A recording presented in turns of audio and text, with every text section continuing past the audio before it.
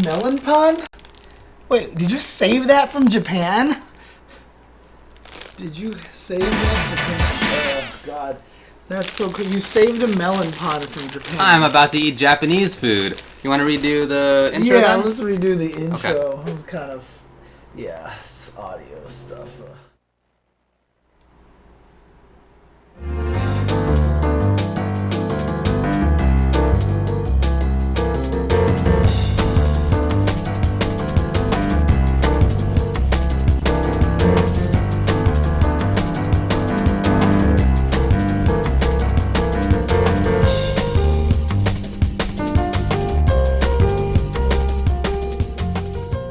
Hello and welcome to Tuesday's show. My name's Ultra David. And I'm James Chen, and I realize we have all of last week's topics sitting here. Sweet. Well, I realized as well, just watching the intro yet again, that I guess I wear hoodies every day.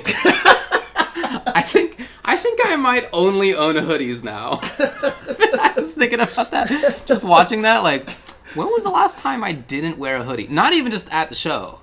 Just I mean, like... In general. In life. Okay. Boy, it's been a while, actually. I should probably work on that. Anyway, here's what we're going to talk about. It'll show up here shortly. We're going to be talking about the Granblue Fantasy Versus video game, which is now out if you live in certain parts of the world or have access to them, as old James does over here. And we're going to be doing a conversation about Dragon Ball FighterZ World Tour and the results and the reveals that were shown there. Yes. We're going to talk about Evo numbers which have been revealed. We're going to talk about some stuff that the Mortal Kombat scene's been doing.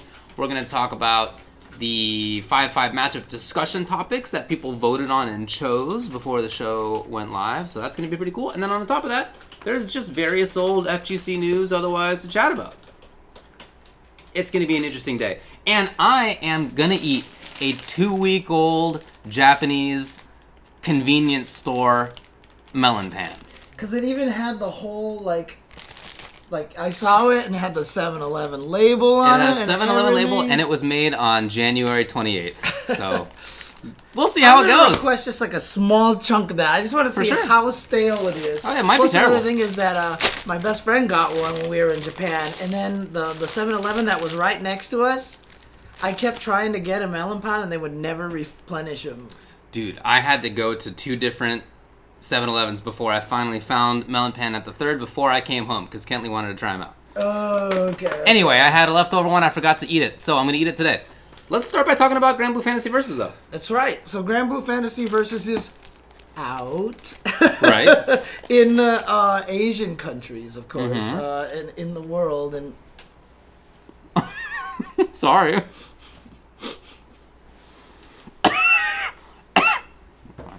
See, I'm the one who's supposed to be doing that, right? I'm supposed to cough and scare everybody away.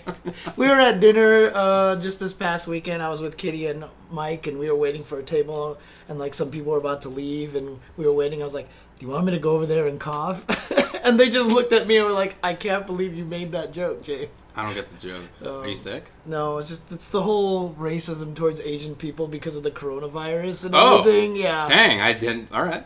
So you weren't aware of that? No, I guess I have heard of it, but yeah. A lot of Asian people are getting that right now. It's like sucks. they'll cough and they'll look at you and then they'll walk away and stuff. That so sucks. I should have did that when I was at Disneyland as well. I should have did that at the freaking DMV today. Right. Dude, I was G218. They stopped at G213, and the system went down for like 40 minutes, and then they said we can't service anyone, and they sent us all home after me being there for 3 hours. It sounds terrible. It really does.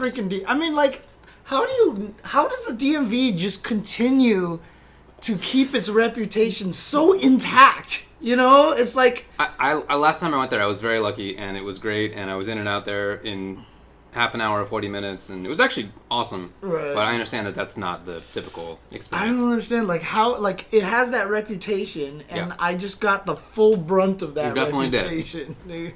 Talk to me about Granblue Fantasy Versus. Okay, anyways, game is out. in Asian countries. So if you can buy the Malaysian copy or the Hong Kong copy or whatever, you can get access to it. Crazy thing is it's pretty much the fully English version. You just set everything to English. I could change the voices to English and everything like that, and everything is in English. So why it's not out in America yet? I mean, there's probably some other weird technical reason, that they couldn't get the rights to something or other. Or I feel like it must be not even just technical, but like some business or legal nonsense, right? Like it's probably something on that side of things. Unfortunate. But if you're somebody who's dedicated and interested in the game, then you can already buy it by buying stuff on the Hong Kong store, like you said. And you've done that. I haven't yet bought it, but I have watched a ton of people playing video games so far. Okay. Yeah, so I actually sat down and played for pretty much like 3 hours yesterday. Okay. After experimenting and messing around with it on Friday, just trying to figure out what characters I wanted to play. I really liked Loane when we were messing with him, so I decided to stick with him for it. I don't think Loane is long for the meta in this game, to be honest with you, because what I didn't realize, you can hit all of his friends. So when you put the little tank down, the little robot, or when you call his friends, you can hit them. Right. And then they get knocked over, and then it takes even longer for you to... So even though your cooldown goes back, you still can't do anything. Yeah, because the tank will come out, you hit it, and the tank goes... Yeah, I've seen, yeah. And then it goes away. And I'm like, what the heck? But Loane Super is obviously very good, but if you figure it out, you can kind of dodge it and stuff like that. When we were trying it out, right, and we had the game here, you hit me with some nonsense with the Loane Big Lady Super, and my initial reaction was like, is that bad? Like, I remember asking, is this going to be bad? Is this just going to be like, you'll just be able to have one solution to everything? I didn't know what the solution was, right? Obviously, I got hit by everything. But I have seen that people have basically solved it, right? You can just spot dodge. I mean, to be honest with you, if you have no health, you're dead.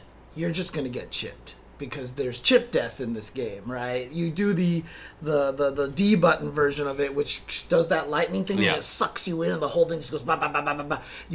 Someone said you can roll away from it. Good luck, kind of thing. But getting chipped is a very real problem. But that means you're pretty much already dead. So already bad news. Yeah, you're already in that position. But otherwise, you can just sit there and block most of it, and as soon as you see the lightning floor, you can spot dodge it, and it's not too bad. What do you think about Loane as the character otherwise? He's okay. Yeah. Like I said, if it was just for the fact that... Okay, there's two things, right? One, you can hit all of his friends, which is really, really bad, right? Two, if you could late cancel his target combo, his auto combo a little bit easier, you can late cancel it. It's very tough. But if you could late cancel it into his parry so that people would, when they try to counter poke you, they would get hit. But if you cancel it at normal timing, it's like 1, 2, 3, call a friend, and then they punch you. You can get punished. I see. So 1, 2, 3 counter is actually so fast that a counter happens and then the window ends and then their reversal timing punch hits you. You can late cancel enough to catch him, but the window is like really small. Wow, right? okay. However, if he does hit you and you're in the corner, he has like this ridiculous unblockable setup. Really? In which he drains like 60% of your life and the whole entire thing. And it's ridiculous. So if he can get you in the corner, you're dead, basically. And if he hits you. But like right now, it seems like what people have been saying about the game is that Matera and Fairy are very good. Yeah, they seem very strong. To the zoning characters, right? And so... I made the joke that I don't think Loane's going to be very good because he can't beat Fairy and Matera, right? Yeah. Because they're the top tier. But what everybody says is that's true for almost everybody. I see, yeah. Right? That's just a general problem, basically, is that apparently those two characters are really, really strong right now. So it sounds like the perfect David game. Seriously, yeah. So I've been watching a lot of it. I haven't yet played it other than the one time that we had it here. But I've watched a lot of it over the past weekend. And I have really been enjoying watching it. Yeah. I think it looks super fun. I'm very interested in some of the characters. I think I would be playing Fairy. Right? So I'll buy it when it comes out. But Fairy, I think, is the character that I'm looking at right now. I'm interested in Fairy, Vasaraga, and La Diva. Okay. Right? Naturally, the grapplers and the zoners. And La Diva seems good, but I just feel like the movement is just off for me. Yeah, without saying that she's bad or anything. Just like yeah. the feeling of it to me is not what I'm looking for. So I think that I would probably better fit with Vasaraga, but he doesn't seem that good. Yeah, people said Vasaraga's kind of bad. I did get beat up by a Vasaraga on stream. Someone who was my beginner stream, someone came in, clearly was not a beginner. Dang, okay. Right? Came in here because then he also picked Gran, and Gran is just like, he gets to do stuff, right? That's what it looks like. He's doing all stuff. this, like, plus, I sure. uppercut. You know, so I think, Ladiva is actually super good because Ladiva does a bunch I'm not of saying damage. she's not good. Right, I just think she's not for me. But Vasaraga seems like he can be made pretty decent, but I think you just have to know what his gimmicks are, what his moves are. Like, I didn't realize that when you charge this up, it made you reel long enough that he can combo after it. I was just trying to block, etc., etc. So there's a lot of like little things like that. So. Sure. Yeah, there's some nice little complexity in the game. You know, it's like when we were talking about when we had it here. It, at the same time, has some simplicity in it. And also, there's still, like, character complexity and still more stuff to investigate. Yeah. I mean, the game isn't going to be, like, the craziest tech game. You know what I mean? You're not going to sit there and be, like, in Guilty Gear and just find new stuff constantly, right? But overall, though, like, the game is very simple, but at the same time, there's a lot to it, a lot more than I was expecting it to be. You know what I mean? As I was playing, I just kept feeling like I would be getting into a different rhythm and stuff. And in fact, I was playing against the Matera on my stream. One of them might even be in the chat or something, but the way that I literally won was that I just started going from a screen away and just sat there, dodged arrows, and ate food. Sick. Like, that's what all I was, dodge arrows and eat food to bait them into coming after me while I was eating food. Okay. Find the way to get, and then sneak in all of a sudden. Okay. And that was the only way I could win. But, I mean, I won that game, so, you know, it kind of worked. But we'll see.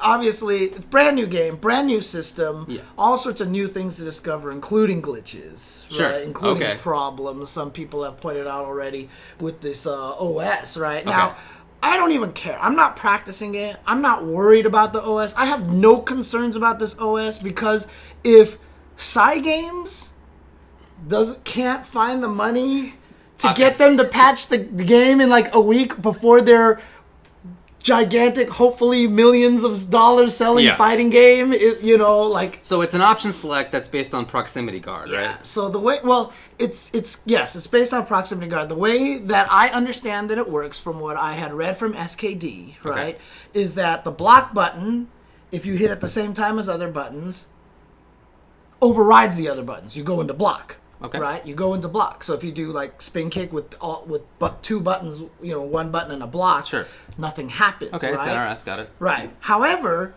during the pre-block animations of when you hold back, the block button doesn't do anything. It doesn't register because you're going into block by the joystick.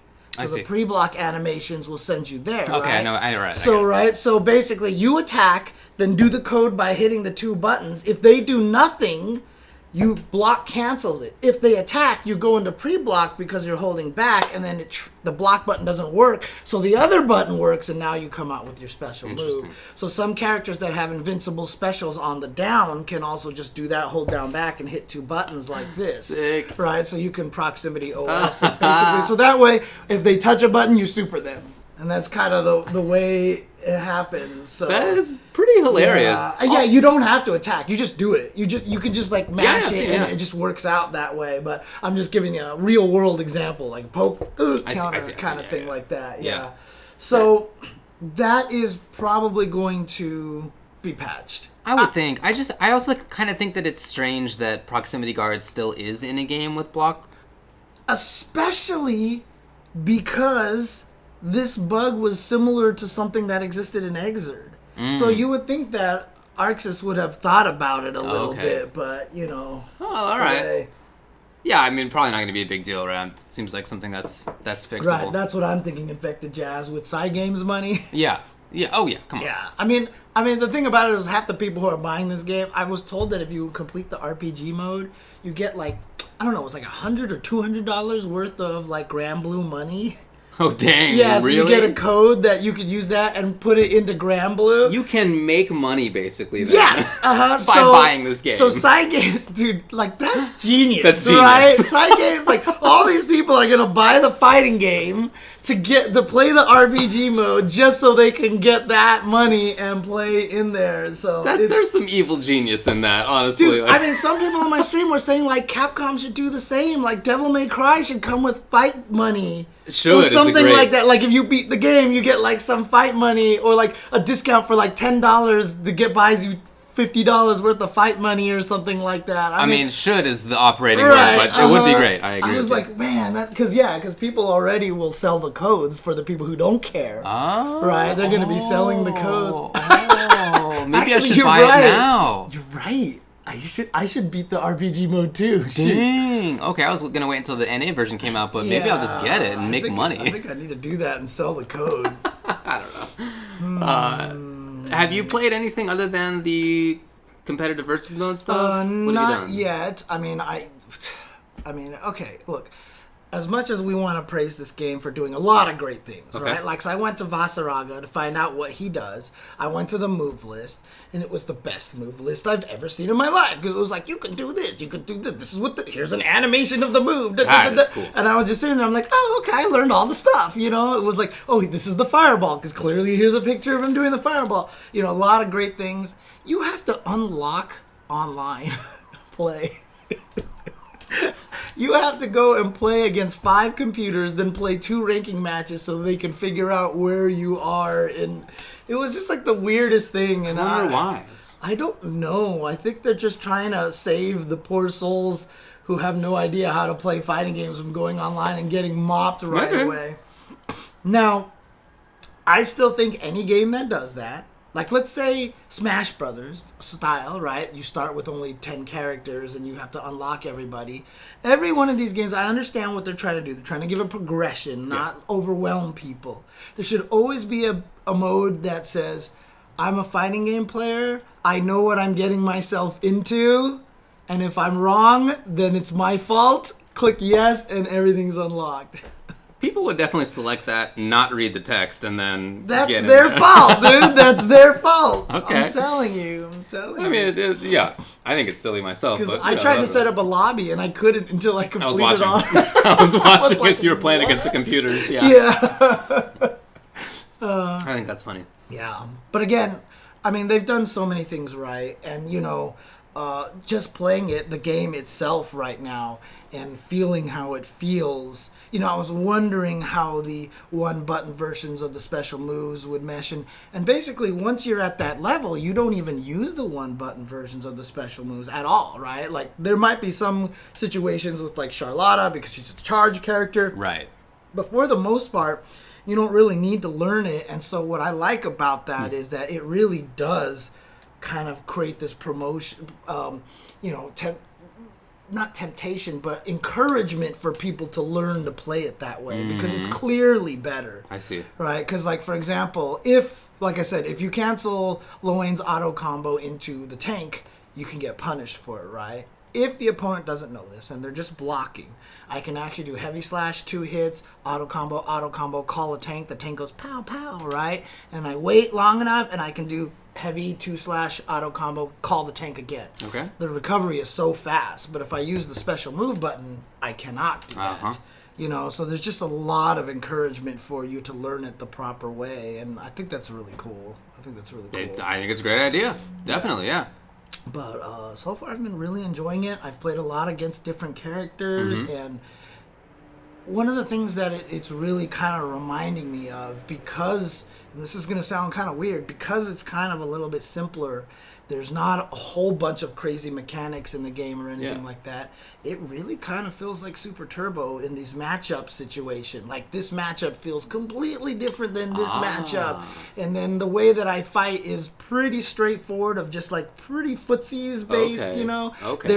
But there's a little bit more janky gimmicks, you know, than Super Turbo. But at the same time, it gave me that kind of feel. And that's kind of cool. Happy with it. I'm kind of happy with that. So I still feel in watching it that it seems to me like it's anime Mortal Kombat.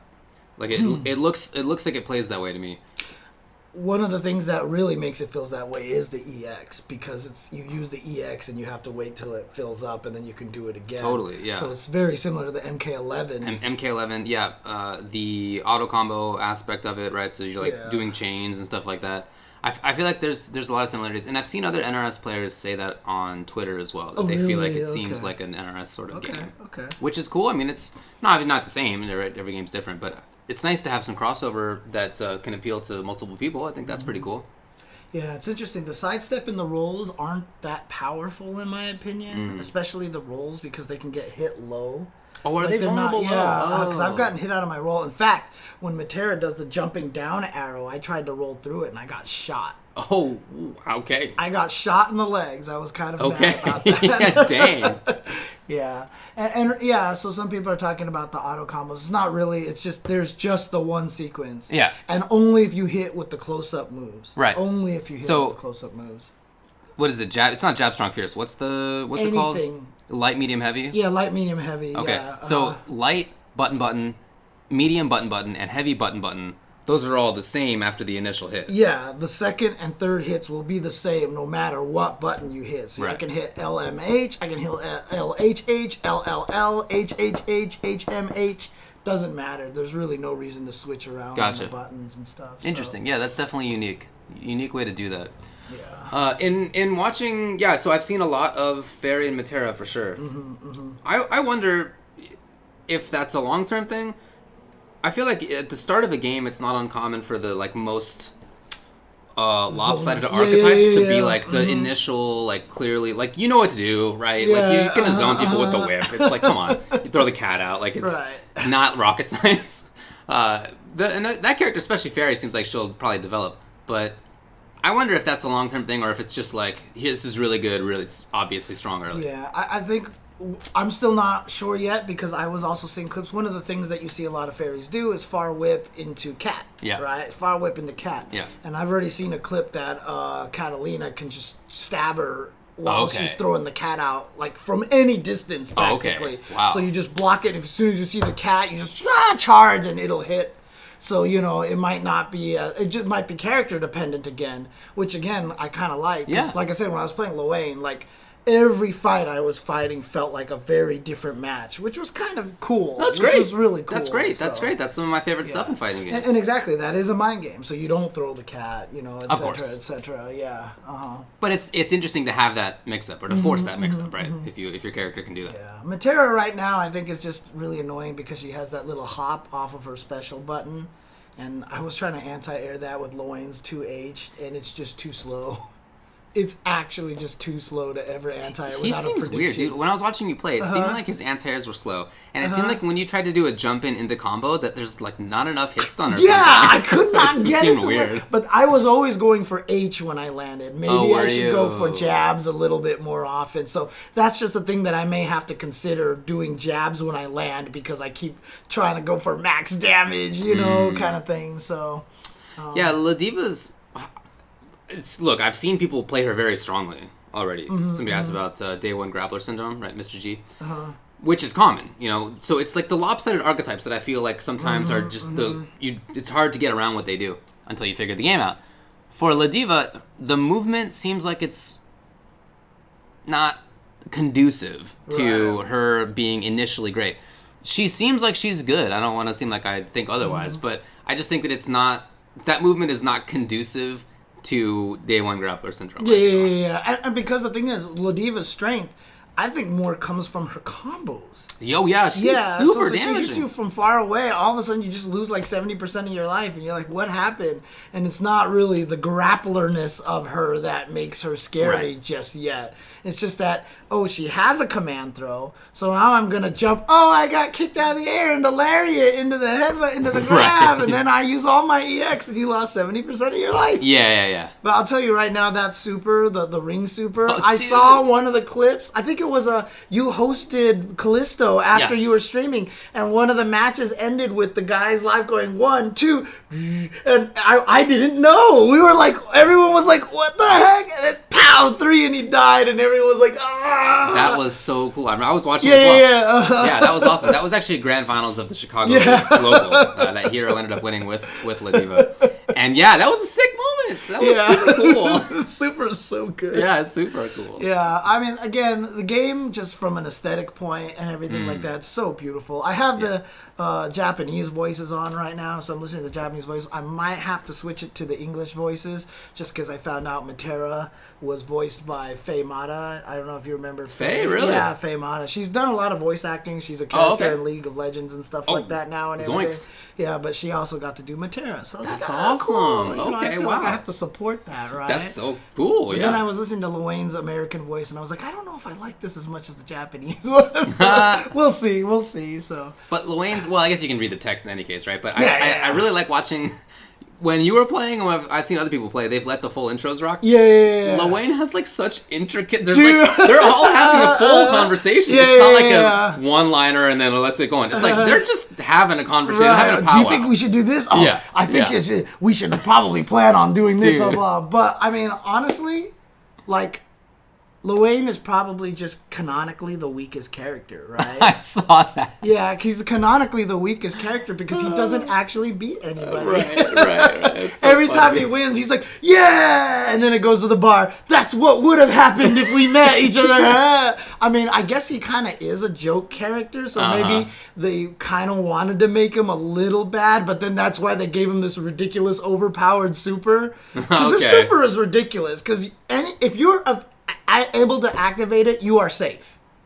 You know what I mean? There's no startup on it. There's nothing. So anytime anyone's hit, like, and a knockdown, I could reversal, turn into the big giant lady. So you know? even if you never actually hit the opponent, right? Even if they've like solved the sort of, they spot dodge every time, you still get out of a situation. Yeah. And then you. I like it. And then I'll like make them block at the very end and then eat some food. I like it. When I come back, you know. That's actually a really good point. Someone I like that actually did a super to me, and on reaction, I did my super, and I grew big, and so he had to finish swinging through his super, hit my big anime lady, which doesn't take damage, and then I just threw fireballs at him, and he just lost his giant chunk of life. Interesting. Okay, so there's uses for it that are maybe not the mix-up of which thing do I throw you. That's cool. But it's a way to get out of every situation, like and it has the potential to mess people up too. So it's actually kind of funny. I mean, he's not like he's not terrible.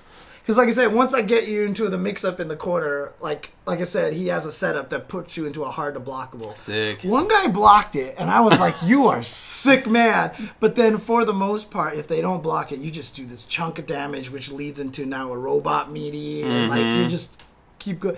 I was having fun with it. That's cool, dude. The game was a lot of fun. So, I mean, when I first tested Luane on Friday, I was worried there wouldn't be much to him because his combos are really weak. Okay. Right? But as I kept playing and figuring it out, and it's one of those good games that as you play, you can just kind of figure things out while you're playing and just try things and develop things. And I started having more fun. It really did feel like he was gelling more and more as I played. Okay. Let's put it that way. So, That's good. yeah. I'm having fun with the game so far. I watched quite a bit of Jibbo playing Basaraga. Oh, cool. Okay, you can get a lot of good tips there. Yeah, I thought that was really fun to watch. He definitely did some good stuff. That's cool. I watched that Callisto tournament. I watched... there was some other weekly that had it that I was watching it on. I don't remember which one it was. But yeah, so I've watched it a bunch. It seems really fun. Yeah. I'm excited I'm really excited to see where the game is going to go. Yeah. Once they patch out proximity OSS. Of course. Because like I said, it's not like the Street Fighter 4 one, which was very tricky to do. Yes. This one is like... Yeah, okay. And it works. So. Yeah. Dang. All right. Yeah.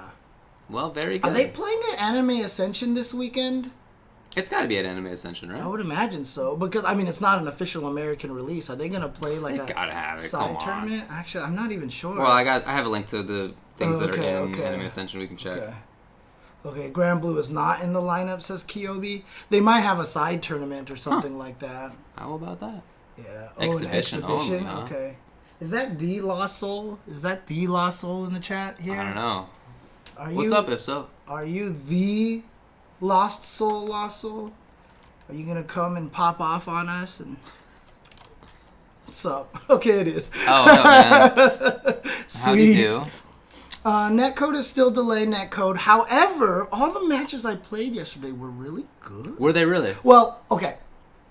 I've never played offline against anybody. Okay, right. So I don't have a point of comparison. Okay. I don't have a point of comparison. But for the most part, it didn't feel bad from when I was in training mode versus this. It felt like a lot of things were still going properly. Well, that's good. And the nice thing about it is, you could still set your region for North America. So I was only playing other North America people. So I was surprised at some of the people who have bought Granblue and have been playing it. People who just a few weeks ago were talking about how they weren't going to buy any more games unless there was good netcode. Yo, are you calling people Some of out? the people I've seen playing this video game, dude, they've been, Calling they people did out? not stick by what they had promised. Wow. They did not. They did not. I mean, I'm going to buy it too. You know what I mean? I do, but. And no names. We're not getting any names. I was kidding. I wouldn't want to get myself into a jam over that,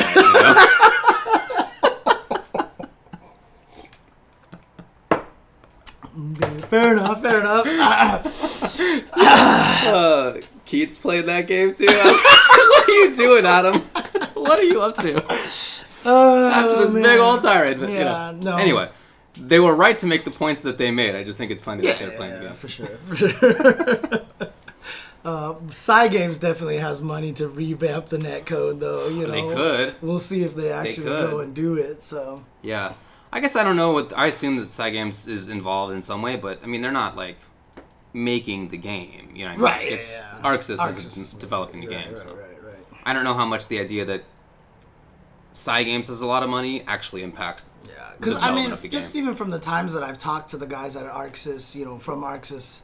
When I was like on Arc Live and everything like that, they are just saying that they are just swamped over there because they're not that big of a studio. Right. They're really not that big of a studio, but you have Cygames and Bandai Namco and all these guys coming out and be like, hey, make another fighting game for us, right? And they're like, well, we're already making like 3 of our own, so okay, let's do this. Hard to say no, right? Those people come calling? Exactly. Especially when they say, hey, can you make a fighting game based on the Dragon Ball franchise? Hey, can you make a fighting game based off of the Granblue franchise? Right. You gotta like, yes. Yeah, for sure. Oh, man. Yeah, but I'm... Like I said, so far to me, even with 11 characters or 9 characters, it's 11 characters, 6 plus 5, 11 characters, I feel it's fine right now. Yeah. I think it's a good way to start. It'd be too overwhelming if there's too many characters, and we'll get more characters. I mean, they've already announced new ones anyway, so. I'm not worried about that at all. Yeah. All right. Granblue Fantasy Versus. Yeah. Pretty fun so far. I'm probably going to play some more on stream. So we'll be doing some more beginner lobbies for sure. And I'll probably be going with Fairy just to see how she plays. And again, cheap, huh? It's another one of those games too that, very cheap actually. But I mean, when I first messed with her, I was just like, she seems like she has a lot of cool tech. Yeah, she does. She does seem that way. I really wanted to mess with her, but I guess everybody kind of felt that way too. But I mean, this is another one of those games that I don't feel like it's going to take you that much effort to learn a new character. So I feel like it's going to be a little bit easier to learn new characters. Cool, man. So, yeah. I'm going to be playing Fairy myself. Mm-hmm. She's very good. Woo! It's too easy. That's not nice a good work. one. Yeah. No? Not going to give yourself props on that? No, it wasn't very good. Okay. I only really... no, I'm not going to do it. You were going to make another bad I was going to make another very terrible one on Nice. purpose, but I Nice. was like, no, it's Nice. just not Okay, going to fine. work. It's just not going to work. All right. So- Well, enough about GBVS. Yes. Let's talk about Dragon Ball Fighters. DBFZ. DBFZ. Man, these acronyms, man. Tell me about it. GBVS. So, over the past weekend, there was the Dragon Ball Fighters World Tour Finals. I did not see any of it. I'm really sad about that. Well, I actually watched a good amount of it. So, before we even talk about the results or the reveals or anything like Okay. that, I heard the stream production was super good. It was very strong. I heard it was very good, considering especially that last year it wasn't... Remember the disaster that was last year? Of, I do. Hey, let's have 7 last chance qualifier. It was really 4, but still, I mean, last chance qualifier after last, and then like everybody was dead by the end of the day, and everyone who didn't qualify and played like 9 hours of Dragon Ball were just demoralized beyond all repair. I do. And even the stream production itself was, I mean, not bad, but like ordinary, right? Yeah, no, this one was very, very good. So first out, shout outs to all the commentators. I thought that they did a really good job. And then on top of that, there were moments that were great that you sort of get in fighting game tournaments, you know? So when Goichi won, he pronounced himself the strongest man in the world. Genius, right? Great job by Goichi. But then the production crew also played, like, recognized it on the fly. This was not planned for sure. Right. And recognized it and then played the Dragon Ball, like, horn and music, right? Because it's like the big moment. Clip, yeah. Dude. And that is such good, like, on-the-fly awareness and, you know, readiness for it. That kind of thing was really good. They had, you know, interviews that were strong. They had a good wrap-up show, which is pretty rare, right? Most of these things, there's a See you later. 5-minute after show at most, right? Yeah, exactly. Oftentimes it's what just a later. tournament! Hey, Yeah, exactly. dude, that was great. Well, we can't wait to see you next time. Peace out, everybody. Yeah. No, they had a good one though. They sort of analyzed some stuff. They wrapped it up. They talked about the reveal. Like they did some good stuff, and the viewership didn't actually really drop, which was also very unusual for that kind of thing. Cool. Okay. They had people in the audience who were blowing on whistles and dancing in there. I thought it was so great, dude. I loved it. I mean, one of the reasons why that it might have even been that exciting is, you know, it was in Europe. And, like... when the French crowd, man. Yeah, like when you do, like, Red Bull Kumites and everything like that. So I'm actually kind of excited for Capcom this year. Yeah, I'm actually kind of excited for that. But, no, I mean, I heard the production was really good. It sounded like the tournament was really good. Do we know why Sonic Fox wasn't there? Fox was there. Was he there? Okay, so it was it's like Tekken, right? Where there's a pool, and then you move into the top 8, or into the tournament phase of it. Fox was in the pools. No, they're not selected there. You know who you're going to play in advance. They but actually lost in pools. Fox got blown up. Really? Yeah. Wow. Yeah, I know. Dang. So Fox was there. They went 0-3? They got busted. And Ooh, so I read an article pool that made it sound like he wasn't even there. I guess they weren't that far off. Whoa! Hello. Yeah, in that pool was the Kill Sage, Apology Man, and B. And people basically thought, like, well, Fox plays against the Kill Sage all the time. They live together. Fox is going to win for sure. Fox is going to beat Apology Man for sure. Fox is going to beat B for sure. And everybody was like, okay, like, who else makes it out, you know? 0-3. Wow. 0-3. Yeah.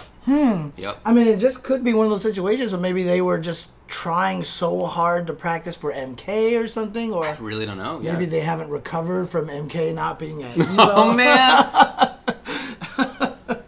Oh, man. Now, shout outs to the Kill Sage, though, because he did super well. Someone in the chat says that they did interview him, and Fox just said that they got outplayed. That's Fox. I mean, Fox is never going to make excuses. I mean, that's one of the crazy things. When you're as good as Fox is, you're not allowed to make mistakes. No, you're not. I mean, you're not allowed to make excuses. You're I'm not sorry. that either. Neither one. Exactly. So. The other people who... So, basically, top 8 was... just to go through this, winner was Goichi, right? CEO Goichi. Second place was Fenrich, who played really well as well. Yeah. The Kill Sage got third. So shout outs to Sage, because, you know, Sage, and he has talked about this as well, he's coming from a place that was kind of in Fox's shadow. Not just in this game, but in Skullgirls and in Marvel Infinite. And, you know, Sage has been a good player and has won tournaments before. Yes. But always kind of in that shadow a little bit, so I was super happy for him that he did as well as he did. Now, he wanted to win, obviously, but third place is still really good. Right. I mean, I'm really happy for a lot of the U.S. players. The Kill Sage, Apology Man getting 5th place, and Super Noon getting 7th place. Yep. Super happy for Super Noon. Yep, so, definitely. Yeah, all those guys. Tachikawa got 4th. It was funny. So not Super Noon, 0 from Smash Brothers, so, you know. Oh, jeez. So, you heard that story, right? Sure, yeah. Okay. While I was watching the top 8, my wife was hanging out, and so we were watching Tachikawa versus Fenrich, and she was like, the one guy seems like he's like enjoying himself, and the other guy seems like he hates being up on that stage. And I was like, yeah, I think that's basically right. Wait, which one was enjoying themselves? Tachikawa had like one of the earphones off because he wanted to hear the crowd going nuts for him. Okay. And he was like emoting a lot, and he's like kind of all out there. And Fenrich is just like kind of buttoned up, he's, like, not smiling. That's hilarious. It was very funny. That's hilarious. But it's always cool to see difference of personality in that kind of way. So, yeah, I watched it and I thought it was fun. I primarily thought that the commentators just did like a really good job. Cool. I think it's super important, especially for something like Dragon Ball, that the people who did commentary for it, for the most part, are super into Dragon Ball. That the Dragon Ball matters to them. You know what I mean? I don't mean the game. I mean, like, Dragon Ball matters to them. And so, very often, in the commentary, they would put in little moments of Dragon Ball lore, and they would talk about the... They could put the characters revealed into context, which I couldn't do at all, right? Like, so I thought that it wasn't just that they did a good job in fighting game commentary, it was the sort of larger Dragon Ball aspect that I thought was good. Nice work. Sorry, just trying to send a message to somebody over here. So, I mean, like I said... Yeah, exactly, Tubo. I think that's really important. I think for that... So, Tubo says, everyone that still commentates Dragon Ball knows the lore. I think for a game like that matters. Yeah, for sure. I mean, one of the things that I've always said is that I never tried to get into Dragon Ball commentary because I don't know the lore. And I was just like, I don't want to go up there and not be able to talk about the lore and make references to it. And I know so many people out there love Dragon Ball, and that's probably all they want to do is make references to like the lore and stuff. And I just never wanted to take that away from anybody, so that's really cool. I agree with that. So good job to everybody involved. I thought that was nice. Interesting thing about it, though, is that, like last year at EVO, I thought the grand finals was really hype. Obviously, Sonic Fox versus Goichi again, et cetera, et cetera. Felt like the game was starting to, look kind of exciting again, because like I was having, obviously, I've had issues with the gameplay and everything like that. But then the announcements came out. The announcements came out, and I am... kind of excited for... I'm like really eager to see what's going to happen with this game. Season 3. Yes. Which is great at all, right? I mean, some people I had seen say they didn't know if there was going to be a Season 3. Right. They weren't sure about that. Not only is there going to be a Season 3, but you're going to get Ultra Instinct Goku and Kefla, who looks cool, and they talked about those characters. I'm really happy about Kefla for a specific reason. Okay. Now, obviously, Android 21's in there. And we've had Android 17, I think. No, 18. Android 18 and Videl is in there. But Android 18 and Videl both have this dude helping them while they're fighting and everything like that. And I was just glad to see another female character get in the game that's not like helped by somebody. Yeah, that is cool. So that's just a small thing for me. So I thought that was actually really cool. Yeah. So the gameplay changes are probably what are most interesting, right? So yes, there's a bunch of I mentioned Android 21. I already mentioned Android 21. Indeed, earlier. you did. Yeah. Indeed, you did. So assist selection. The fact now that you can actually pick one of 3 assists, I feel like is going to change the game so much. It's Marvel style now. It changes the game in a way that is, hopefully at least, more conducive to player personality and difference of play styles, I hope. We'll see how that goes. I think that, it's not my favorite game, but the more that I watch it now, I feel like I do see that actually more than I did when I had basically quit it a year ago. So it's it's already happening, but I think that there's more chances for that, which is nice.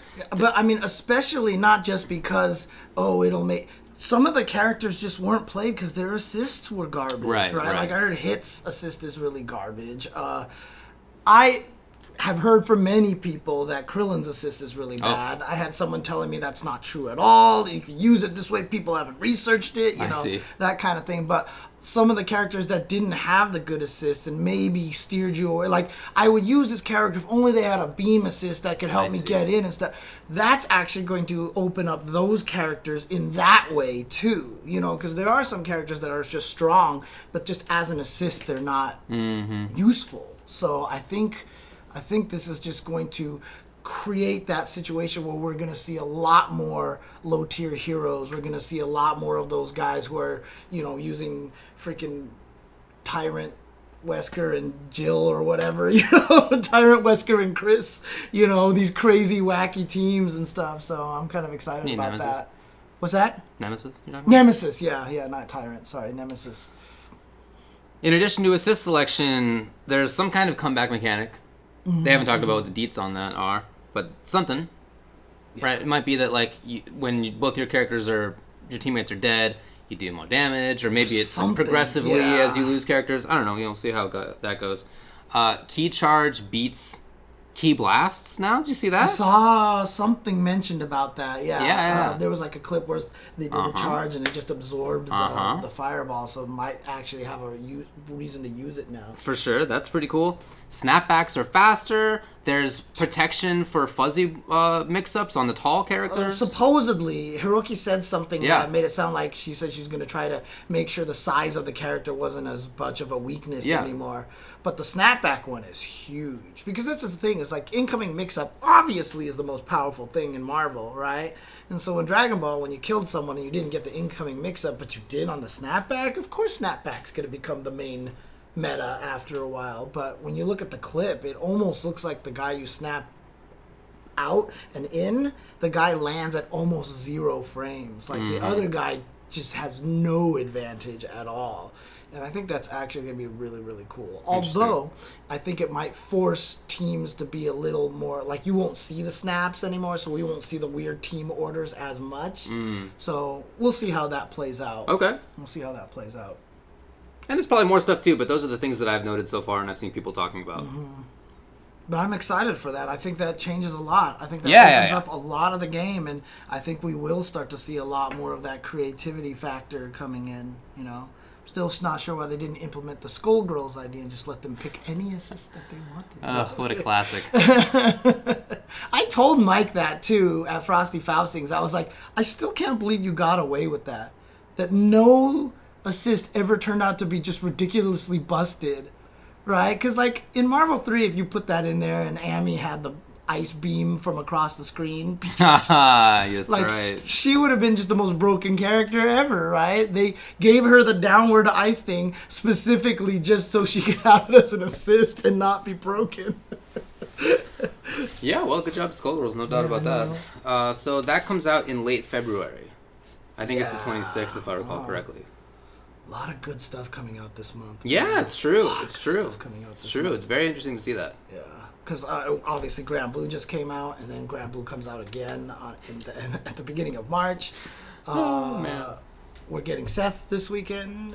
Mina is coming out in Samurai Showdown pretty close. And then Uniclair is coming out. And then the patch for Dragon Ball FighterZ. Yeah. February is an awesome month for more than just the fact that it's my birthday. Happy birthday. Yeah. What's that? Happy birthday. Oh, thank you. I already said happy birthday. Yeah. I mean... I wonder, though, I almost joked that they should have put push block in the game and let you whiff cancel normals in Dragon Ball just to make it as Marvel as possible. It's just actually Marvel. Yeah, just to make it cost meter for the push block, kind of like BB tag. Okay. And so if they push you and then you whiff a normal, you can whiff cancel that into a special so you can keep yourself safe. Just make it crazy like Marvel, right? Just do it. I actually don't want them to change it that much. God damn it, Joey. 67th birthday. 64th. 64th. Okay. No, I was kidding. I don't want them to change it that much. It should be the game that people who like it like. Yeah, right? Absolutely. And when Goichi won it, one of the questions was, what's your training regimen? How do you get good at this game? And he was like, I don't have a specific training regimen. I just really like the game, and I play it a lot, and it's a blast, and so I just learn it. And I think it would suck if the game changed so drastically to appeal to people who didn't like it in the first place, right? I think that would be bad news. I told the story of when someone asked me, how would you rebalance Street Fighter Cross Tekken? I was like, I would do this and this and this, and I was like, I'm turning the game into Super Turbo. Yeah. I was like, I probably shouldn't do that. Yeah. I said on my stream, I was like, selfishly, I would make it a Marvel game, but obviously, that would be for me, not just because I wanted to fill that void. I agree with that. Yeah. So it's very strange to not have Marvel be like a main game anymore, exactly, for sure. Exactly. All right, well, that's it for Dragon Ball FighterZ World Tour. And reveals. Yeah, really excited for this game. I mean, now I'm particularly glad that it is at EVO this year, because when we talked about it, I was like, I wasn't sure, and But now I just want to see where this game is going to go nuts now. Because I have a funny feeling guys like Chris G are just going to... Cloud 805, they'll probably find a lot of new life in the game as well. So. Sure, I've seen many people say that they're interested in getting back into the game. It is just doing fine in numbers, right? Yeah. I've seen other people say that they are going to get into the game again, having stopped playing it. I'll try it out again, you know? I haven't played it since probably month 2 of the game, but sure, I'll definitely give it a go again. Okay, cool. All right. Well, wanna take a break? Yeah, let's do that. When we come back, FocusAttack.com. Jinx. EVO World 2020 numbers and so forth. We'll get to that when we come back. All right, be right back, guys. You know, part of me really honestly believes they've always said that, like, for Stegosaurus or something like that they probably actually had like a second kind of brain in the very back of their spine. What? Because they're so large that any sort of like commands given by the brain would actually take too long to get there. Dang, they had lag in their own bodies? Yeah, so they would have lag. So there was like probably almost kind of like a mini brain back there. I feel like cats are the same way, because I swear whatever's controlling their tail is not the rest of the cat. You know? Because sometimes the tail just moves around and they're like totally still and it's just moving around, and then they see their own tail and they start attacking it and stuff. I just feel like that's kind of the way that cats are sometimes. Oh, cats. You know? Can I try a piece of this? Of course, you can have the melon pan. I haven't died yet, by the way. That's a good sign. Oh, dude, I forgot to talk about Tachikawa. At the end, you saw the clip, surely. No? Oh, boy. Does anybody have a clip of Tachikawa saying what he said? I'm not going to tell James now because he hasn't heard it, but it's hilarious.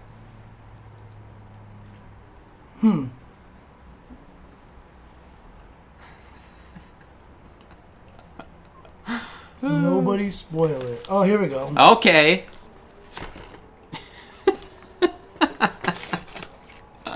In the next one. じゃあ、まあ、昨日、今日もシーズン3の入れの発表があってて、まあ、立川さんのシーズン3の感想はどうでしょうか Kefra's titties. No, it's joking. I'm sorry, it's joking. Yeah, Japanese joke. でもやっぱりそのいろんなキャラが出てくるそうなんで、4キャラ、5キャラか。だからちょっと楽しみですね。まあ、次のシーズンももちろんやるんですけど、僕もともとデカキャラを So it just happened to be that the camera was dying right then, and so they switched back to the analyst desk. And anyway, Japanese joke. Yeah, I like how he tried to play it off. What do you do? Just commit. Yeah, just commit. Oh, dude. Like, who are the two creators again? There was the obviously like I don't know. Kojima, who was like, oh, you know, Quiet needs to breathe through her skin, so she's wearing. And then like one of the other developers like, I just like hot girls in skimpy clothes, and that's it. Oh my god, that's hilarious. Okay. Now I know why everybody on stream was typing stuff like Japanese joke and stuff like. I saw that a couple times. I didn't know what that meant. Okay, there you go. Oh yeah, that's actually a good point. We'll mention that Darth Proman when we come back. There's a big Humble Bundle Steam sale kind of thing going on for fighting games right now. I think it was a Kyobi that tweeted a bunch of them out that I retweeted. Kyobi, you can let me know if that's true. Yeah, there you go. He made the huge thread, and I definitely retweeted. Yeah, I've got it all here, so I'll talk about it when we come back from the stream. So. If you are waiting for a lot of fighting game stuff, now is the time to get everything. Well, we're good to go. You good to go? Okay, let's get right back to it then. Okay, welcome back to the show. So last week, Evo announced which games. Before we get started on that, right. though, You even said you were going to do that. just want to remind everybody that was reminded about this in the chat. Kyobi, I retweeted this. He sent out a giant thread. Humble fighting game sale, Humble Bundle fighting game sale right now. Lots of stuff. Check this thread. For example, Dragon Ball FighterZ is $15 right now. So if you want to get into it now is a good time because the Season 1 and Season 2 are more. I mean, they're $17.49 and $18.74, so you can get it for the price of one game right now and get all the seasons. Tekken 7 is $15. Season 1 is $12.50. Season 2 is $15. Street Fighter 5, the base, is $8 right now. Dang. Soul Calibur 6 is $18. Ultimate vs. Street Fighter is $7.50. Unist is $32. Holy crap. There's Melty Blood, Guilty Gear Rev. There's everything on this thing. Huge list. Yeah, NBCI is $15. 30th anniversary Street Fighter is $20. MK11 is $24. Wow. Right now, Street Fighter Cross Tekken is $6. Street Fighter Cross Tekken's not just $6 normally. I know, right? Isn't it always $6 at this point? I don't know. Battle Fantasia is $3 right now. Pretty cool game. $3. So there you go. There you go. Okay, and Kyobi mentions that apparently Soul Calibur 6 Season 1 is also on sale. He just doesn't remember the price right now. So there you go. Now is the time to grab as many things as you want, as you can. That's awesome. Of course, this is also all probably on Steam, so there you go. Right? I would think so. Yeah, So it's Humble Bundle. Mm-hmm. Okay, now continue with where you are going. Last week, of course, Evo announced which games will be the official games lineup at Evo 2020. And very shortly after, it's only been a week, Mr. Wizard put out the list of games and their registration leaderboard. Okay. For February. Okay. So, you can actually put it up. You should probably put it up here. Okay. We'll chat about it just briefly here. I don't think much of it is a big surprise, but, we'll get in there. Sorry, I should always have this open already ahead of time. Let's see. Here we go. And then do a screen capture. Yoink. Yeah, sometimes the cats have tried to get my food. I don't think they've ever been successful. Yeah. All right, there you go. So, of course, number one is Super Smash Bros. Ultimate. That's what it's going to be. It's going to be like that in the final results, too. Yeah. That game is going to maybe double up anybody else. It's going to blow everybody away. So, the real battle is for who gets second, I feel, right? Like, that's the more contentious part of this. That one's the one that's going to go whoop, whoop, whoop, whoop, whoop, like it did last year, right? It was back and forth a lot. I think Street Fighter ended up having more by a slight amount. I think at the end they did, yeah. But yeah, that'll probably be back and forth. And it's been that way at other tournaments as well, right? Street Fighter and Tekken have gone back and forth at big majors. It's more commonly that Street Fighter's had the higher slot, but, Tekken's been there as well. Okay. And then it's really cool to see Granblue right after that. And this is common, don't you think? I feel like each time there's a new game that's announced, it always does really well. It does well. I mean, that's not shocking to me at all. Yeah. I would have picked Granblue being number 4 easily. I would have even been like, maybe it's 3, maybe it's 2. You never know. So that doesn't surprise me. Actually, number 5 is the one that actually kind of surprises me here. Soul Calibur 6 being up there. Like, I thought Sam's Show and Soul Calibur would be at the 2 bottom. Basically, that's kind of where my thought process was. But to see Soul Calibur 6 at number 5 is actually really very cool to see. Agreed. Very, very I love cool that game. I'm really happy for them. Now, it may be that, like, Soul Calibur has 7 people and Samurai Shodown has 6, right? We have no idea what the difference is between any of these. It could be, like, neck and neck. Or, Numbers are just numbers. Wizard is in the chat, maybe. He can tell it. No, he's not going to tell us. He's definitely not going to do that. Tell us No. But yeah, I think that there's not much of a surprise in the top half of this. I agree with you that Soul Calibur 6 is the only one that strikes me as a surprise. Other than that, I think the order here makes total sense. Yeah. Yeah, not surprised by any of this right now. Although, I actually, like I said, I would have thought Under Night, like I would have swapped Soul Calibur 6 and Under Night. I thought Under Night would have been doing a little bit stronger right now. So, but there you go. Okay, wow, breaking news. Every game is at least 75 registrants. There you go. You heard it here first on the Tuesday show exclusive. Every game has at least 75 entrants. That tells us absolutely nothing. Can you believe EVO will have at least 75 people per game? Wow. Can you remember the time when 64 was like, oh my god? Now we're just like, 75. We're just starting. Yeah, like what did games have in 2003 the first time I went to EVO? God, Did all of them have 75 entrants? I don't know. No way, probably not, right? Way, no. Yeah. I mean, I think Marvel would have been the big one at like 200 and some entrants or something like that, and we were probably like, oh my god. Yeah, probably. Can you imagine we got 200 people to play one fighting game for the weekend? Oh my god. I hear you. That's true. Marvel 2 will have 8. Yeah, that's right. Oh, right. So the one that's not listed on here is Marvel vs. Capcom 2, of course. That's going to be a 8-person invitational-ish. Right. So 4 of them will be Well, Wizard announced all 4 of those events. You saw, yes. Right? Yeah, okay. So 4 of them are invited. They are the previous EVO winners. Oh, hang on. He says Tekken, Street Fighter 5, and Granblue versus were all within 5. Wow. So I was completely right about that. You were, actually. I was completely right about that. It easily could have been that it was 2nd instead of 4th. Yeah, exactly.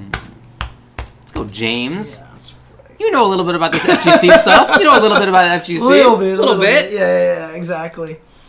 How do you finish CVS 2 with 500 plus in bracket? 1 out of 1, baby. Oh, there you go. But yeah, they announced... So Marvel 2. Half of the people in that top 8 are going to be invited. They're the previous EVO winners. It's Justin Wong, Ducto, Sanford Kelly, and Yipes. Yeah. But they are not allowed to enter the qualifiers. And the 4 qualifiers are going to be at NCR. They're going to be at April Annihilation, Combo Breaker, and then... I wasn't sure Wizard, if he wants to, can talk about this a little bit more. They said that the last chance qualifier will be at EVO. Yeah. Now, I don't know if this is going to be Anime EVO is going to be running it, or if EVO themselves is going to be running it. I'm not sure, because Wizard almost kind of made it sound like that it might be run by EVO or something, but I'm not 100% sure. But I think Preppy will be running it for EVO. Ancient names coming out of the woodwork. Beautiful. And he's going to be filming the whole thing on his little video camera over the shoulder. I didn't even know. Keats pointed out that he's in Dive Kick. I didn't know that until he pointed that out. Yeah, that was kind of crazy. Okay, cool. So Keats is running it. Preppy is running it. And that was actually a really impressive fart noise that I made. Actually, it was nicely done. Yeah, by the way, thanks to Mighty Sandwich for the sub. Oh, yes. Thank you, Mighty Sandwich. Mighty Sandwich for the sub.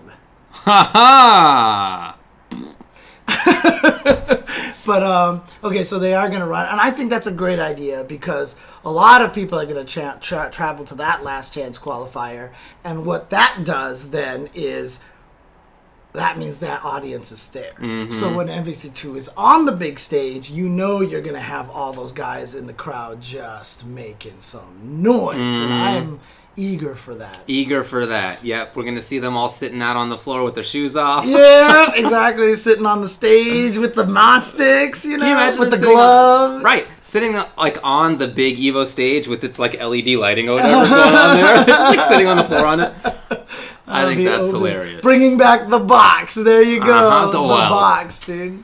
Oh, that would be awesome. Just to really retro it so much. Don't even get my hopes up, dude. Maybe he's being serious. Come on. Maybe he's being serious. Dude. I'm excited for that. And I know Wizard's here right now. I'm not making the plea to him right now, but I really do unless he's in the top 8, unless he makes the top 8, I would really love to see Vasant do commentary for it. Yeah, because cool. Pair him up with someone who's got the hype and stuff like that. But the thing about it is nobody, I feel like, is going to understand the game as well as Vasant does, and he'll be able to give the commentary for a lot of the new players in a way that, because he loves the game, so while he explains it, he'll be excited about it. You know what I mean? It's just one of those things. So I'd love to see him there. I'd love to see... Dogface. Yes. I don't know. He's already in Vegas, you know. That's true. I'm not sure that it's like commentary from Dogface. Maybe have like an intro show by Dogface, right? Like a host. He can host like a show. That would be awesome. But I'd love to see Skisonic involved or Lawman involved. Like people like that, I think would be really, really great. There's a good contingent. It's supposed to be Vasant, but everyone's your called pronunciation? It's supposed to be Vasant, but people have called him Viscant forever. And when last time I asked him, he was like, it's whatever. It was supposed to be Vasant, but it's Viscant now. He's like, I don't even care. So, Rockefeller. Rockefeller doesn't know anything about Marvel. Come on. When they do Third Strike at some point in the future, maybe we'll get old Chris Matrix John Dangerous on there. Chris Matrix would be a good Matrix one would be too, great. obviously. But, I mean, Matrix, you know, he's going to be competing in there. He'll He's play. going to try to get in there. Definitely. So he's going to try to get in there. Definitely. Yeah. Well, one game that wasn't announced was Mortal Kombat 11. Which is a big surprise to many of us, me included. Now, it wasn't... Darth Sharpton. What? Darth Sharpton. Okay, do you know the story about that? I don't know where that came from, but that apparently was Hell Pockets' original handle. Hell Pockets, we could have been calling him Darth Sharpton this entire time. I know, right? Can you believe he went with Hell Pockets? Well, he almost went with Hot Pockets, according to Seglia. It's just not a good name. Hot Pockets. Are we just going to call him Darth Sharpton from now on? Yep, you know what? It's either that or Chris to me. That's all I got. So, MK11's not in there. The scene, you know, the reaction was like, on the one hand, wasn't a surprise to everybody, in fact. Some MK players were like, yeah, I wasn't sure we were going to make it either. If you look back at the numbers historically, the first year of a new NRS game tends to do pretty well. Right? Last year there were like 1,500 people for Immortal. But the second year tends to be a giant drop-off each year. And it's been the case in the past that like the least entered games had been like Injustice, had like 300 people, or just like, that's right. Tiny amount. So I guess having thought about it a little bit more, I guess it makes a little bit more sense if that may be the reason. I still don't know what the reason was. But Right. if that was the idea of like, well, it's going to have this huge drop off, so let's give it to some other game instead. I don't know. Maybe that's what it was. In any case, the MK scene's not going to be there officially.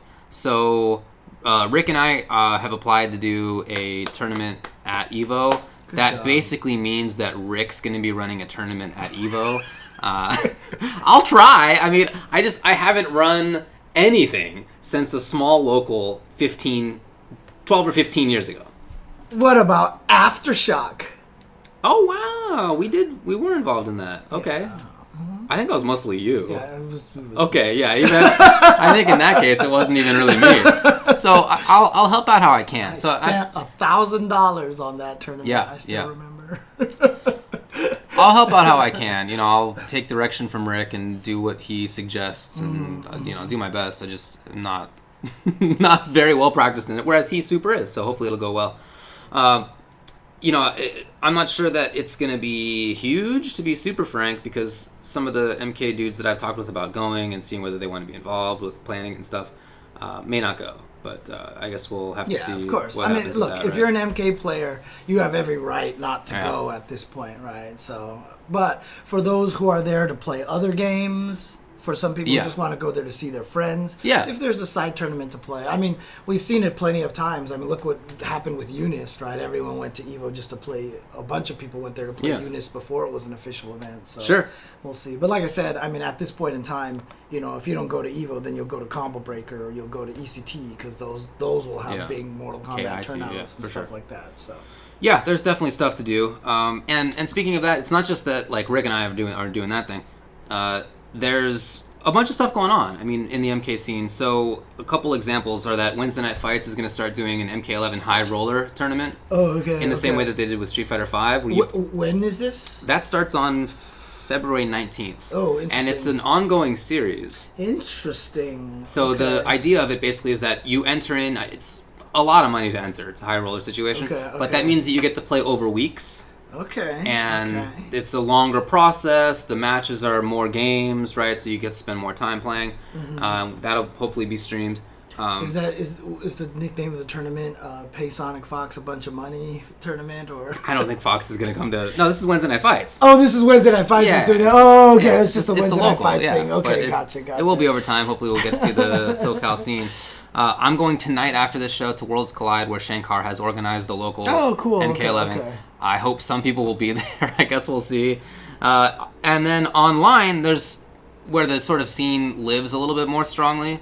There's a bunch of stuff going on. So over the past weekend, there were two big things. Kyobi says, wait, what about Wednesday Night Fight High Rollers? You better figure it out, my man. It's coming soon.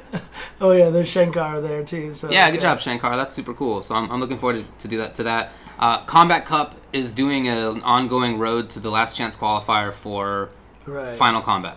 Oh, and by the way, speaking of all the stuff that's coming out, Spawn's coming out this month, isn't he? Or is it next month? That'll be at Final Combat. They're going to show a trailer. Oh, It's not gonna be the character. okay. Gotcha. So anyway, Kombat Cup going on. So if you would like to get a chance to get to the LCQ at Final Combat, that's happening online. There were like 10,000 people watching it this past weekend. That's cool. They're getting really nice viewership. They're getting really nice viewership too on Console Combat, which is a thing that CGL has been running.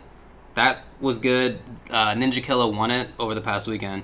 This is for the PS4, and when they ran an Xbox version of this tournament before, Ninja Killa won that as well. So, that dude's pretty ridiculous. Yeah. And then Aquaman announced that he's going to have an ongoing series called The Coliseum, which you know how it's spelled, which is 9 weeks long, 2 streams per week. It starts March 15th. It's fully crowdfunded. They have a Matcherino going on. So it's not just in the wake of the EVO announcement, right? These are things that have either been going on or Aquaman just announced, but he's been planning this since before that, of course. But I mean, one of the most important there are things happening. One of the most important things about those though is that in the wake of the EVO lineup announcement, hopefully that actually spurs these players to do more and go to more of these events and not just take it for granted. You know what I mean? Just not take it for granted. So I think that I did that. I think that I took it for granted in a way. I haven't been talking about MK all that much.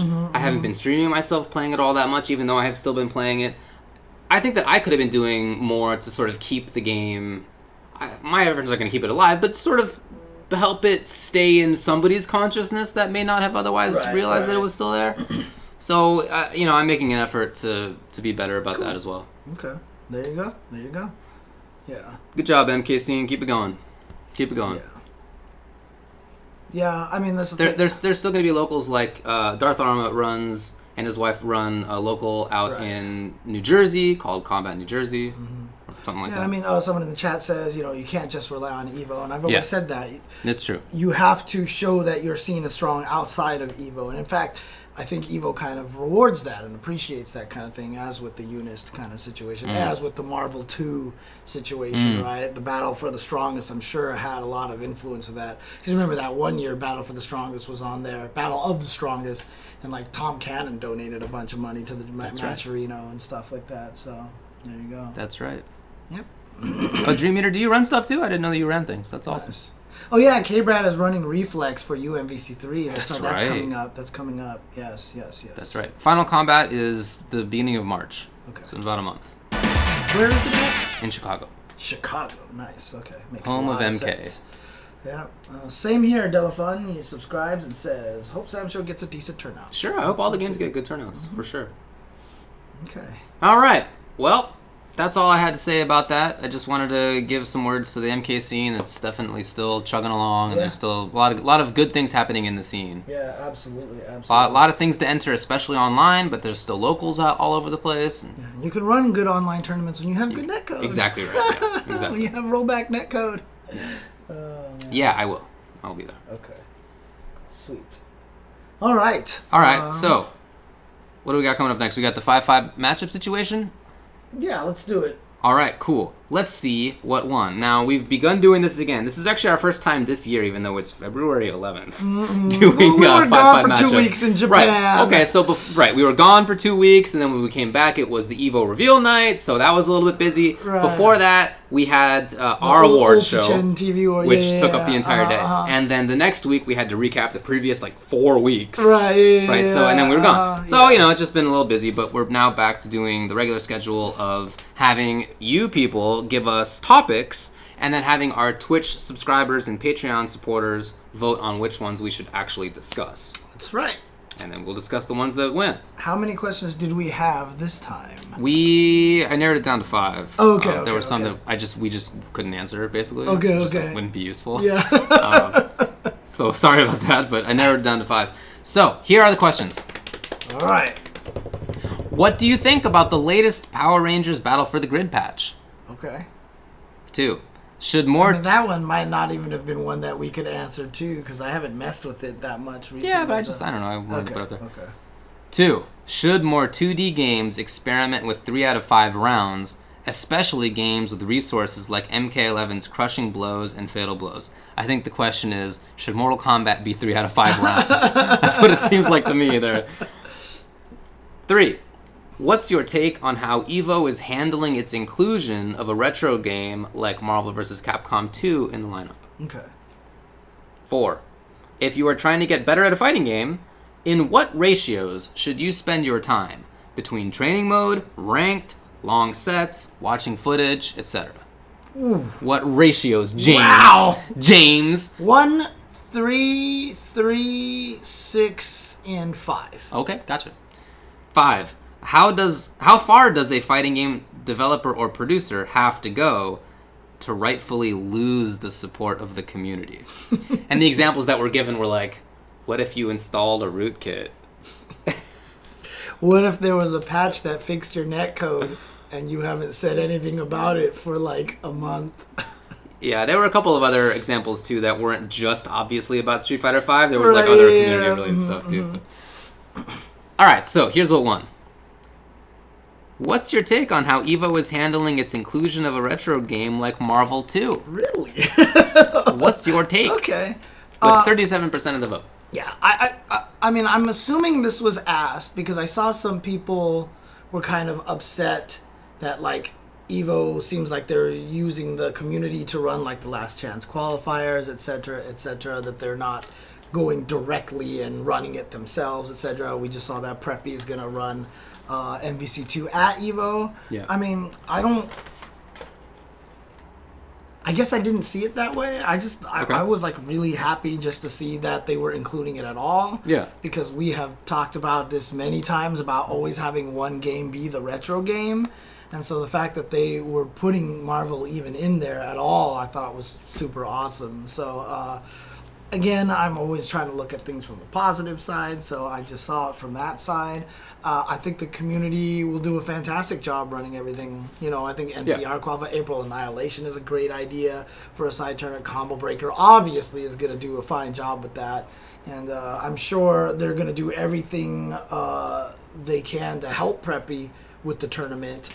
They'll probably get a bunch of the stream time, too. They must have stream time for that. Exactly, so it's not like they're just not doing anything, you know what I mean? And frankly, the fact that they're even doing this has just brought back so much of the hype for MVC2 already. I've just been seeing people... Dude, I've even seen some rivalries kick up again on Facebook. I've seen some people start talking trash to each other. Yeah, I see some of that stuff happening. Okay, again. So, I think it's cool to see this kind of, to see it kind of brought back into the forefront and to have this game be super hype. So there you go. Well, I'm happy that there's a retro game there. I think that's cool. Just from a fundamental point of view, like you said, it's something that we have definitely talked about in the past, and that they have done in the past. Yes, Super Turbo's been there. Yeah. They've had old games there, not the first time. And Marvel 2 is very deserving of it. It's still played. I mean, it's not like that scene has gone away. The New York scene, every time I hang out with Yipes, he's talking about how he's been playing Marvel 2 lately. I know people in the SoCal area are still playing it in some cases. So it definitely does exist. I'm sure other places are the same. Every major I go to has at least one depot for old people to sit down onto the floor Yeah. and play Marvel 2. Like, it's still around. Right. So I think that's pretty cool. As far as their handling of it, I think it's pretty weird that Justin didn't know that he was supposed to be doing this until it was announced. So what's up, Wizard? Like, you couldn't like give him like, what if he was like, well, that's my daughter's, like, she's going to preschool for the first, I don't know, whatever. Right, right? yeah, I can't make Evo this year for whatever reason.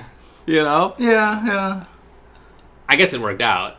Probably, but come on, man. Yeah. None of the players did. None of the players did. But again, that's probably just a leak protection thing. I mean, we've guess. seen that enough in the. But then you know who the leak's coming from, don't you? It's John Choi, dude. It's one of 4 always people. John Choi. I guarantee you it's John Choi. But if they only told the people who were invited, Right. you would know it's one of those 4. Right. It's not a long list. Anyway, whatever. It ends up working out, I suppose. Other than that, I think it would be nice if it was not an exhibition. I think it would be nice if it, let's say, like the 8, you know? Mm-hmm. I think it'd be cool if it was just a tournament. Well, I mean, they're going to have the last chance qualifiers at EVO, which is Yeah. essentially going to be that. That's anyway, kind of why I think, like, you should just have had the tournament, but, I don't know, whatever. At least there will be a chance to play the game at EVO. It's hard to expect people to travel around very much. Right. So having the game at EVO, at least in that LCQ format, is good. And then, as long as it's streamed, you know, which I assume it will be, then that's fine. Yeah. I think it should be good. Okay. There was one really interesting question someone asked me on my stream at one point. They were like, hey, if I really wanted to practice for this, what's the best way to play MVC2 right now? And I was like, I have no idea. I really just have no idea. Well, I saw people ask Matrix that, and he responded with a gif of a Dreamcast. So I think the idea is buy a Dreamcast and then download Marvel 2. I don't know. I guess you could buy a Marvel 2 disc, but nobody did that. Seriously. I bought a lot of blank discs that somehow magically transformed into MVC2. So it's still accessible in that way. And then it's also on, like, Xbox, I think. I think there's, like, an Xbox. There's a PS2 version of it, too, that Magnitro helped verify and all that stuff like that. I will say, though, when I was in Japan and at Super Potato, I saw a lot of used Dreamcasts there. So if you're in Japan, you can pick up a Dream. No, they have used everything. Well, at right, Super but Potato. Was Dreamcast, like, more than others? There was just a lot. They have Were there? Yeah, there was a lot there. So Okay. I think it's okay. But yeah, definitely get, if you are interested in it, get the DC. Yeah. Dreamcast is always going to be the most accurate version because it's literally the same hardware as the arcade version. The Naomi board and the Dreamcast were developed side by side, which is why MVC2 and CVS2 were so damn accurate. Oh, I didn't know that. Because it's literally the same hardware for those two games. So for those games. Gotcha. Well, check it out on Dreamcast. I mean, if you don't care that much, you could probably get it on, like, MAME or whatever the kids do nowadays. I don't know what the current emulators are. Right. I mean, the thing about it is, like, if you're not going to be as serious as a lot of those other guys, you can probably play those and you won't even notice the difference. Right. You know what I mean? But, you know, if you're going to be like Clockwork or Magnitro or Shady K, you're going to be like, oh my god, when I hit this combo, they bounced like 3 pixels higher in this direction and it completely threw off my ability to dash under them for my reset, you know, and stuff like that. So, Marvel 2. Yeah, it does still exist in some places as an arcade cab. Every now and then I'll go to like a pizzeria or something and there's a Marvel 2 cab. It's not common, but it exists. It certainly exists. Okay. Anyway, that's it for that question. Do you want to do another one here? Do you want to do the user's choice? All What right. do you think about the latest Make a pick. Power Rangers Battle for the Grid patch? Should more 2D games experiment with 3 out of 5 rounds, especially games with resources like MK11? should MK11 be 3 out of 5 rounds? If you are trying to get better at fighting games, in which ratio should you spend your time between training mode, ranked, long sets, watching footage, etc.? And 5, how far does a fighting game dev producer have to go to rightfully lose the support of the community? Zoinks. Which one interests you the most? You know, any of them's fine. Because I'm actually not. I mean, like I said, I couldn't answer the Power Rangers one. I don't feel like I could enough. comfortably answer that one. Any of the other 3 would be okay. Well, we've talked about the 5th one in the past, but I don't know, maybe expound on it a little bit. That is to say, How far does a fighting game dev or producer have to go to rightfully lose the support of the community? So, I don't really think that is the question. I think for many of us, what matters is the game itself and whether the gameplay is good, and the sort of other stuff can feel extraneous and not super important. When Street Fighter V had a rootkit, that was really stupid. Right. Wow. What a bad idea. And the worst part about it is Capcom didn't even know that there was a rootkit. It's just absurd. But at the same time, for people who liked the game, that's not why they're playing it or not playing it. The decision is about the gameplay. And if you don't like the gameplay, don't play the game. But if you like the gameplay, then I feel like you should play the game. I don't know that there's some reasonable limit where you should stop playing the game. There's not even any reason to get into stupid hypotheticals like, what's the wildest? Could you shoot somebody on Fifth Avenue and you'd still be elected? Like, that doesn't... If Ono shoved someone off a building, right. Do we stop playing Street Fighter? As far as reasonable things that may happen, maybe a rootkit's not reasonable, granted. But in general, I think there's not really like a thing that should make you stop supporting the game, unless it really is like pretty out there. If you like the gameplay, if you don't, then that's fine. But if you like the gameplay, go for it. I mean, even always just imagine the rootkit happening because it was like, hey, third-party company, can you solve this problem for us? And they're like, okay. And someone probably just went on there and just was like, stackoverflow.com, like find a solution on how to, this thing does this, and copy paste the code, and then it turns out to create a rootkit. It was pretty stupid. There's no doubt about it. But yeah, look, people are even playing Granblue who swore that they would only play games with good netcode. So, what can you say? People care about the gameplay, and I think that makes sense. Yeah, it's true. It's true. The game is fun. Game's fun. If game is fun, it's fun. You shouldn't stop playing it. I remember when Marvel 3 came out, I told the MVC2 people, you don't have to stop playing MVC2, even though they were all like, well, it's been a run, and I was like, don't stop playing that game. Don't stop playing that game. It's just that they weren't used to it. Like, Street Fighter fans have been doing that, like, since Alpha, right? Yeah. Alpha came out, we're like, what is this garbage? And yeah, but... every time a Street Fighter comes out, it's always that. Yeah. Street Fighter 3 came out. What is this garbage? Yeah, CVS 1 came out. What is this garbage? One of my friends wouldn't play CVS 1 because the guy shook too much when they blocked moves. He was like, after they blocked me, like, shake, I can't tell where they are. I was like, this is your complaint about the... What? So, yeah. Rootkit is basically just a thing that you install on your computer that lets anybody have access to your computer if they know about it. So it's a huge security flaw. It's a big problem. Huge security hole. Yeah. Anyway, I don't know if there's a reasonably expected situation in which you should get rid of support for a game that you otherwise like. Right. I mean, if you like the game... really bad stuff happens, fine, but that's... Right. I've been playing a lot of SF5, even though there was a rootkit, can you believe it? They did plenty of other stupid stuff than that. It was not just the rootkit. Yeah. But the game is in a good place right now. And, honestly, that was part of why Street Fighter V didn't have as many entrants as it probably would have, right? Not just the rootkit, but the various many problems that were in there in the first year. Release, the initial release, the lag, etc., etc. Alex that gave a chance. Legs. Yeah, totally. That all gave a chance to different games that were deserving of it, but that maybe somebody wouldn't have looked at because they were busy playing Street Fighter still. In a weird way, it was actually helpful that there was kind of this problem because it did, I feel like, help boost up some of the other communities. You know what's funny is just the other day, I forget who said this to me, but it was a very interesting idea, I thought, that the idea that Street Fighter V's failure saved the FGC because it made it so that so many other games were picked up by people. Yeah. There is some truth to that. I think that may be overstating it a little bit, but I think there is some truth to that idea. Right, yeah. Now, what I thought was actually funny is that I've heard there was one person that I know was like getting kind of almost sick of Tekken 7 and going to Street Fighter 5 now. And they're like, wow, this game is a lot of fun. That's funny. That's funny.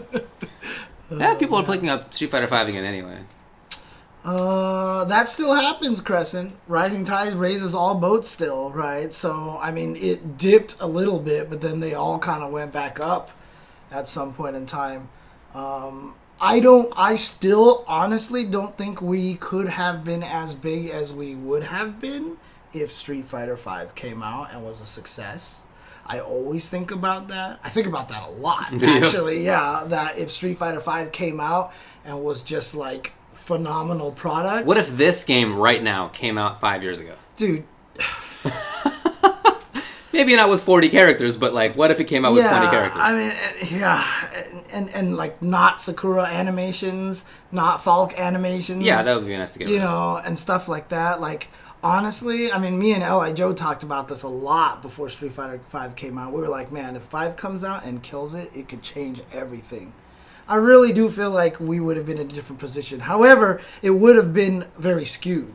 Yes. It would have been very, very, very skewed. There's some alternate timeline where Street Fighter V is much more dominant and gets more entries, but maybe other games get a little bit of a less interest. Mm-hmm, exactly. So, yeah.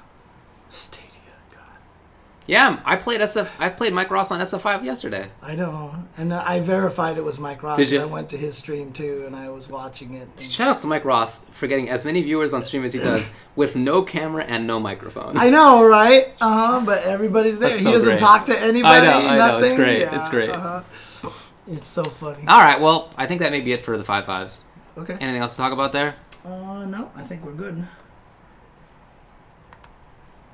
All right. What else do we have? He did talk last night, huh? He actually got Did he really? Okay. Yeah. Okay. Oops, I clicked the wrong thing. Street Fighter V Champion Edition comes out Friday, February 14th I'm with Seth. excited for Seth. You're excited for Seth. I agree. I don't I agree. understand. It's very weird. It's a very weird feeling. Yeah. Right. Seth, a character that I have hated ever since I got triple perfected by Online Tony in like 2009, 10 maybe. Mm-hmm. Yeah, looks cool. Looks cool. Yeah, and it's just really nice too because I mean the best thing about it too is that Champion Edition comes out here, but they let us all buy it early.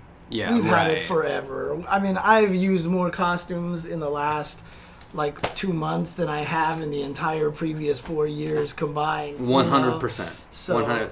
And now when I go to training mode and I'm testing stuff out, I like go through the different character outfits, right? It's cool. Just to see what kind of crazy things. Yeah, I've never even seen quite a few of them, to be honest. Dude, Chun-Li is like a treasure trove of like I've never seen this before in my life, you know. Yeah, there are definitely outfits that people have like settled on as like the sort of community favorites that you see sometimes. Yeah. Oh, the wedding dress one, yeah, I've seen that one. Right. But there are some in there that I've never seen anybody use.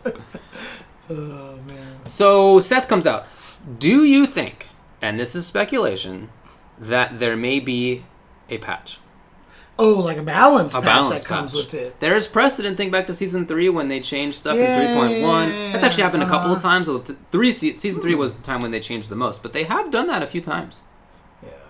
And that actually is something that I do want to say, you know, that fact that CE is $30 right now and everything. You know, some people have asked me, you know, what do you think about these fighting games and season passes and blah, blah, blah.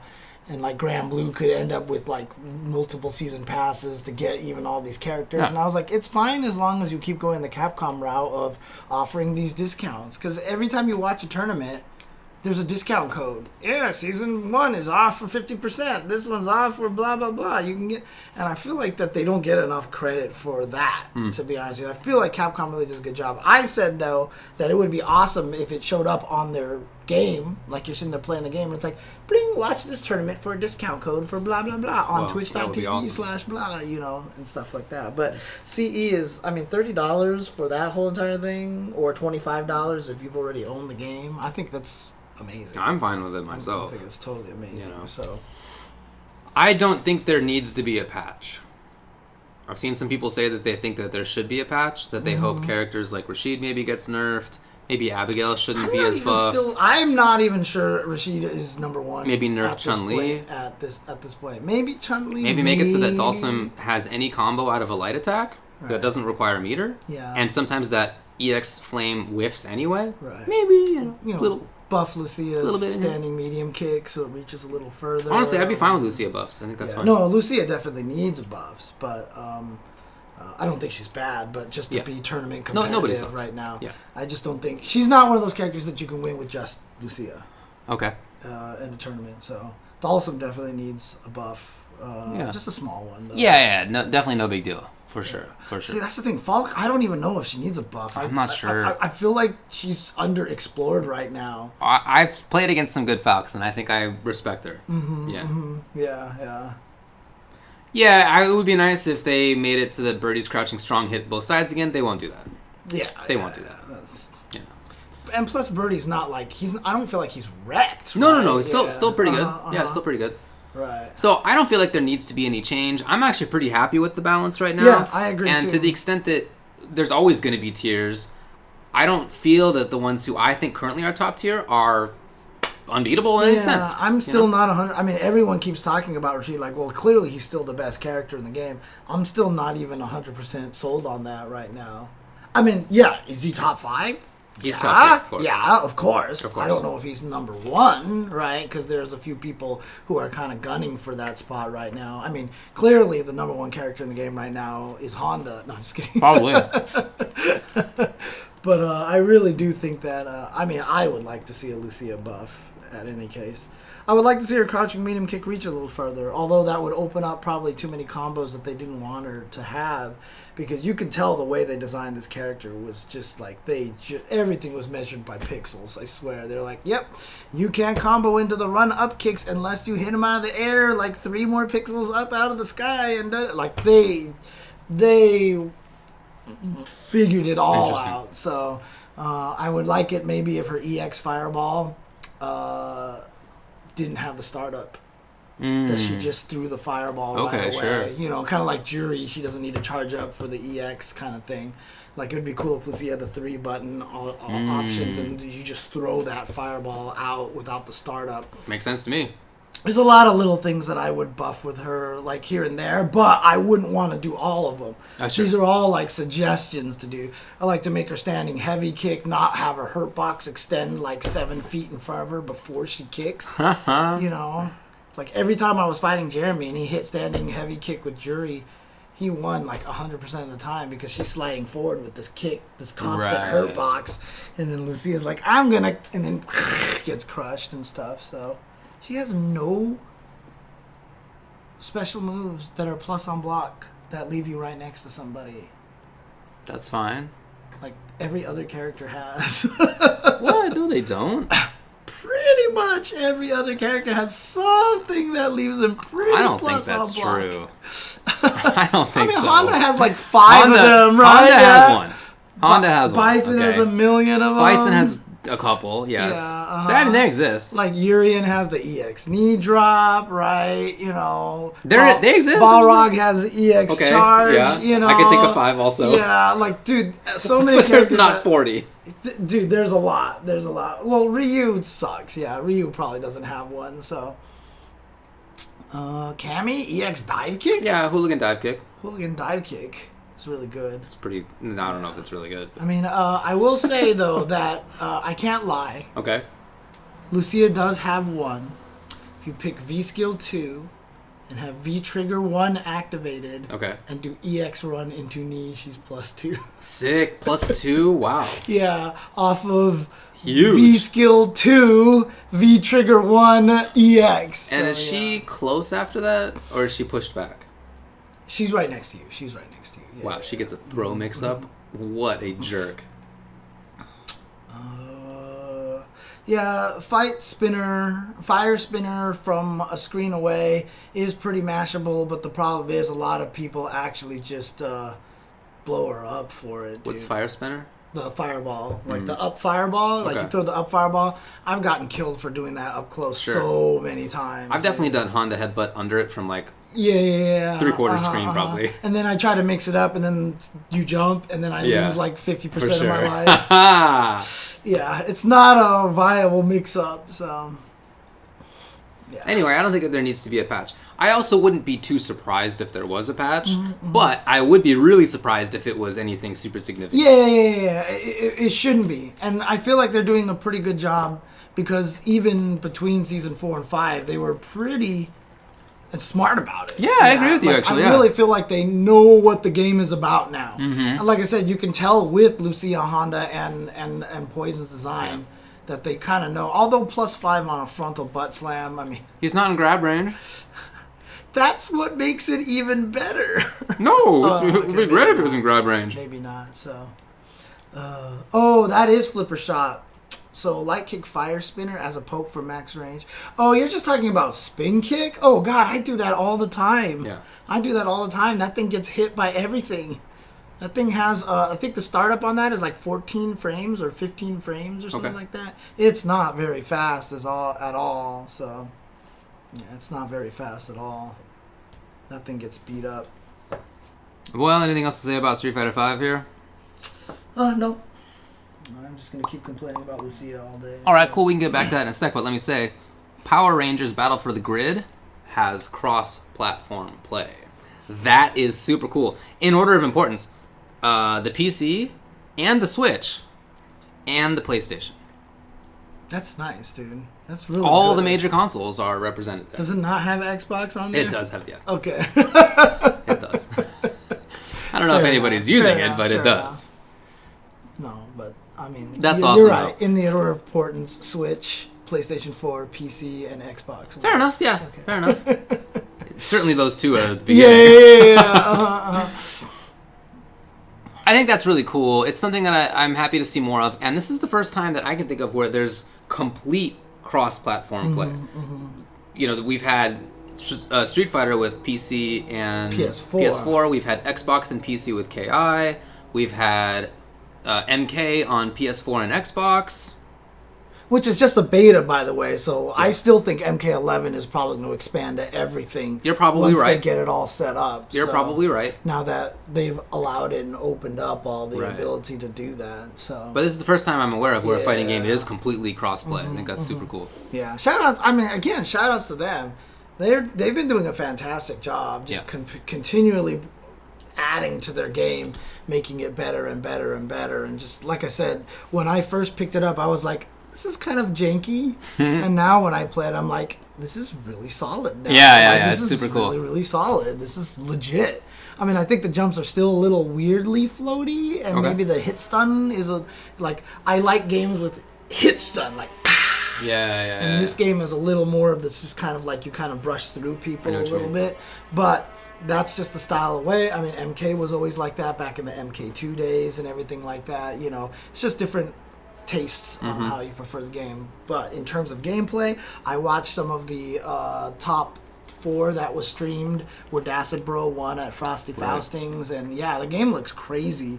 I mean, it has that feel where it's just like one guy gets hit and then they just die, and then the other guy comes in, but then they can still do this crazy comeback because they've got the freaking Zord coming in and smack. Like, it's got that craziness in there that I feel like Clockwork and Shady K did a really good job putting that MVC2 wackiness in the game. And in fact, that might be the closest to like the MVC2 game that, you know, outside of Skullgirls. That's the most. Oh, okay. Outside of Skullgirls, right? Yeah. So. But that's the most Marvel currently supported game for sure. Yeah, it's Marvel, definitely. Yeah. All right, what else? Not a lot. The Street Fighter League Amateur League starts tonight. And some people were actually contacted that they needed to play today. Yeah. Yeah, I saw a tweet from Zaffarino. He was like, I just got an email that told me I need to compete today, and I'm working. So he can't. Well, that's not ideal. Yeah. So it's being put on by Super League Gaming, which has been around. It's not brand new. But they've run some stuff like this in the past for other stuff. It's teams-based, and there are 16 different teams, and some of them are super specific. So, for example, tonight some of the matchups include NorCal versus Van Nuys, which is... I don't think it's actually its own incorporated city. It's a borough of Los Angeles. Very specific. Now, of course, the people who are playing it are just SoCal players who are just going to travel to Van Nuys, I guess. Phoenix versus Hammond, Louisiana. I don't know what to tell you. That's the name. And then many other ones are like Tampa versus Atlanta, Brooklyn versus Cleveland, Toronto versus Boston, Chicago versus Houston, Las Vegas versus Anchorage. Oh, cool. Okay. Alaska involved. Miami versus San Juan, Puerto Rico. And I think that's all of them that I just mentioned right there. So those are mostly like, they're all understandable locations. Mm-hmm. I think it's weird that it's called Van Nuys and not SoCal. Yeah, I know, Los Angeles. Los Angeles. I mean, it's Los Angeles. It's Los Angeles. It's clearly Los Angeles. Yeah. Hammond, Louisiana. Hammond, Louisiana. You can go on to the Smash GG for it and see who's in various teams, and it'll all be on there. And there's definitely good players involved, but it's an amateur league. So it's not many of the top major winning players, but there's still a lot of good stuff if you go check it out there. So good luck to people involved in that. That will be tonight. Last Tuesday they had a practice run for it. Okay. And I know that because I was at Worlds Collide, the little local that is in Van Nuys, California, and or no, it's in Northridge, I guess. Anyway, they had a practice run there. And while Alex Myers and I were like playing casuals, we could hear on the other side people exploding about, wow, they're yelling about some match that's happening. And we looked over there and it was one guy who was playing online, and we were like, why are you excited about one of you is playing online? Who cares? What are you doing? And we figured out later that it was this practice run where I guess they beat the Anchorage players. I don't know. Jesus. Okay. We were like, whatever. What channel is it on? I'm not sure. Okay. I tried looking for the information, and I asked around, and I didn't find anything more. So I'd love to let you know, and I tried to do the research on it, but I don't have anything for you. So wait, this is the Street Fighter Amateur League, right? Are they talking about the players or the people Anyways, Winners receive prizes. Okay. They get jackets. Okay. Do you feel like that's... That was the end of the sentence. Do you feel like that's better than a controller? I do actually feel that's better than a controller. I mean, that was a pretty special controller. Yeah, but you already own a controller. Whereas, do you own a Street Fighter Amateur League jacket? I bet you don't. You wouldn't even use it. It's not a hoodie, right? So I gotta branch out a little bit more.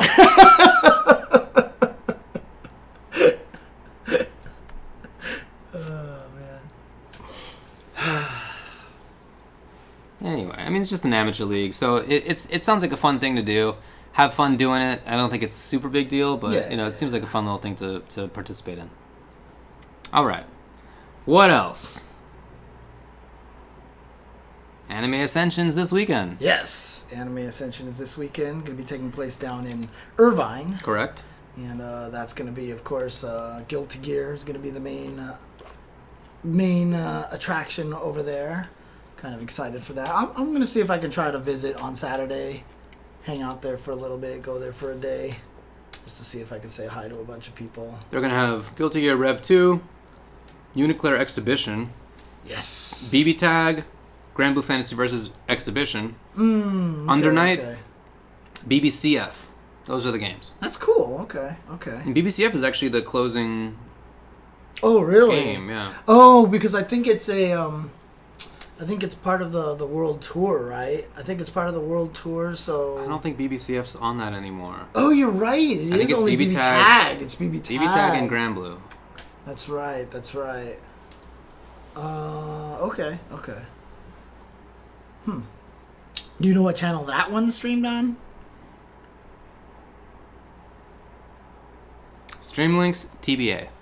TBA. According to the Smash GG. There may be more information on that around somewhere, but not on the Smash GG. Okay. Does anybody in the chat know where it's going to be streamed on?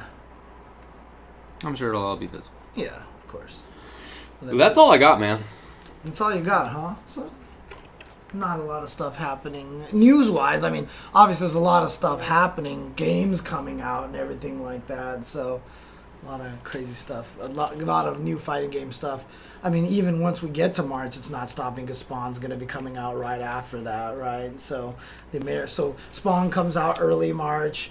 Granblue Fantasy Versus, the American version comes out around that time. Right before that is going to be Mina for Samurai Showdown. Season 2 is starting now. Mm-hmm. Right before that is going to be Uniclair comes out. Right before that is going to be... Oh, actually, Dragon Ball update is... So Season 3 is around there. Yep. That one I'm really 26th. excited about because that one's going to shake up the game. Yep. And then Seth is coming out this weekend. Mm-hmm. So there you go. So, wait, is that... Okay, I'm seeing conflicting information over here, so... It wasn't French bread. It was... something else. I should have written this down. I didn't. Someone said Examu, or is that what it is? Yeah, the people who made Arcana. Oh, okay, so it's Examu who closed down then. Oh, that's unfortunate. What's FKD? I'm not sure. Springfield George, which one's FKD? Chaos Code. Oh, really? Okay, wow. Man, okay. I mean, look, fighting games is a rough genre because obviously you can see that there's so many good games right now. There's barely any room for the games that are considered the big ones, right? There's barely enough time for us to play half of these games. So, I'm trying my best. I'm playing so many different fighting games right now. Nice. It's rough. It's tough. Oh, wow. Okay, well, that's a different story. So, FKD, apparently the guy who works on it, their brother died and he couldn't do it anymore. Well, Oh, jeez. I mean, that is... That's very sad to hear, but very understandable as well. So, very much... thoughts and everything go out to him. That's So all right. Sorry to hear that. okay. So Chaos Code was developed by two brothers, according to Ace King Offsuit. And one died, I see. Oh, 2 years ago? Have you ever wanted to make your own fighting game? Is that something that you've ever wanted to do, or just no because of all the Well, I can't program. I mean, what can I do? Well, I mean, just to be the combat designer. Oh. Like, would you want to be a combat designer? Probably If Mike Z was up to you, he's like, I'll program any fighting game you want. I don't think I would really care about that. Really? Yeah. Oh, God, that's crazy. I would definitely want to do that. I like to solve what other people make. Gotcha. Okay. I mean, I think it's fun to make stuff. I enjoy making contracts, and I enjoy making, little doohickeys that I make, like little split boxes. So making stuff is very fun. But making a fighting game, I've never actually considered until this moment right now. Really? Never thought about it.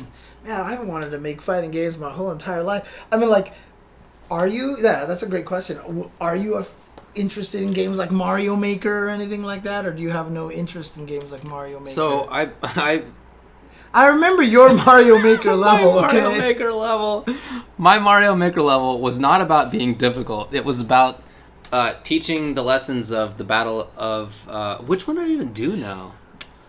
It was a World War I battle. I don't remember which one I picked.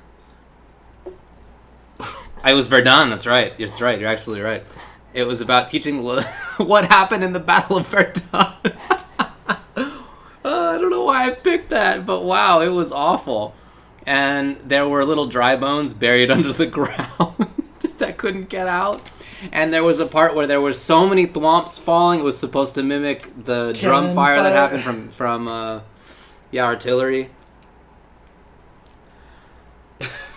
I don't know what my thought process was, but I remember thinking, I'm on the next big thing right here is making historical Mario Maker levels. Yeah. I remember having that thought. I was like, I'm going to be the first one to start this, and it's going to blow up for sure. It's going to be giant. Everybody's going to love it, and I'm going to be the one to make it right now with my World War I Battle of Verdun reference that 10 people understood. Unironically. I really thought that.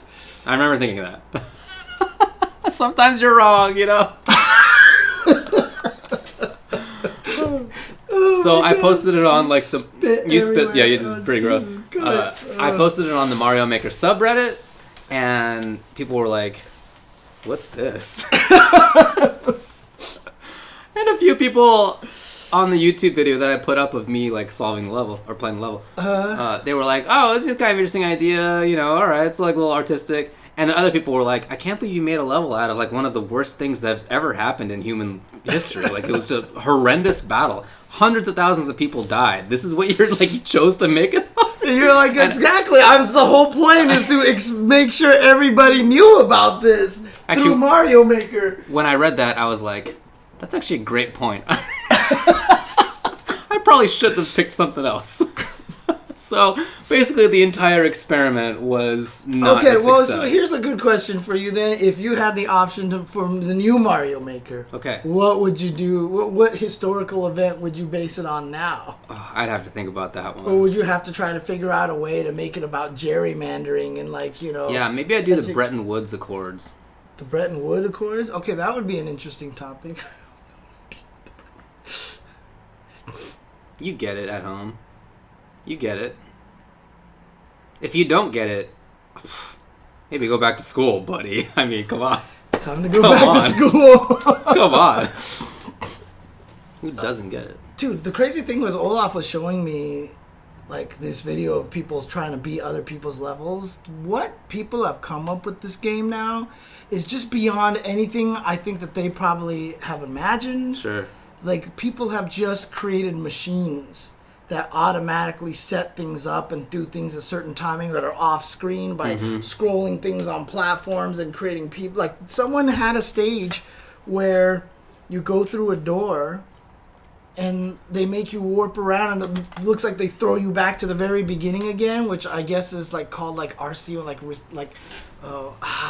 reset spot one, or like it's basically a way to troll you. You play the game, go halfway through the level, get another flag, and so now you start from there, but then you do the wrong decision. They throw you back to the first flag and touch it. And it looked like that was happening again, right? They force you onto that flag and then kill you, basically. Nice. And it looked like that was something that was... But then he had to be big because when he went in the same door, somehow, because he was Big Mario, the door took him somewhere else. Huh.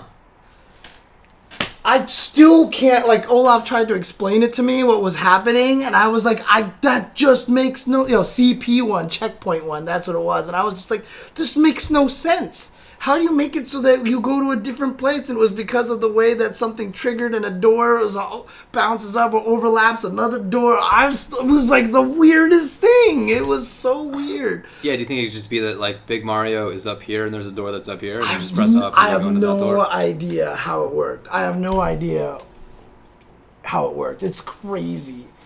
Yeah. The 3D dungeon crawler one. I never actually saw the video of that, but I heard about that one. That they actually made it so that they generated like almost like a little map that you like run around, and the top they try to make the 3D view mimic what's going on or something like that. God, curious. Does somebody? Oh, here we go. Does he have that Ace King offsuit?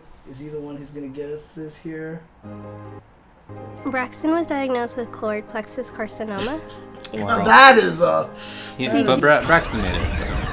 Oh, okay. But I mean, that was just like talking about a buzzkill right there. Wow, this is noisy. Hey everyone, Derek here with yet another Mario Maker 2 level showcase. Right. Yeah, 100%, James. Here we go. G's like Phantasy Star or Shadowrun, because that's the basic concept.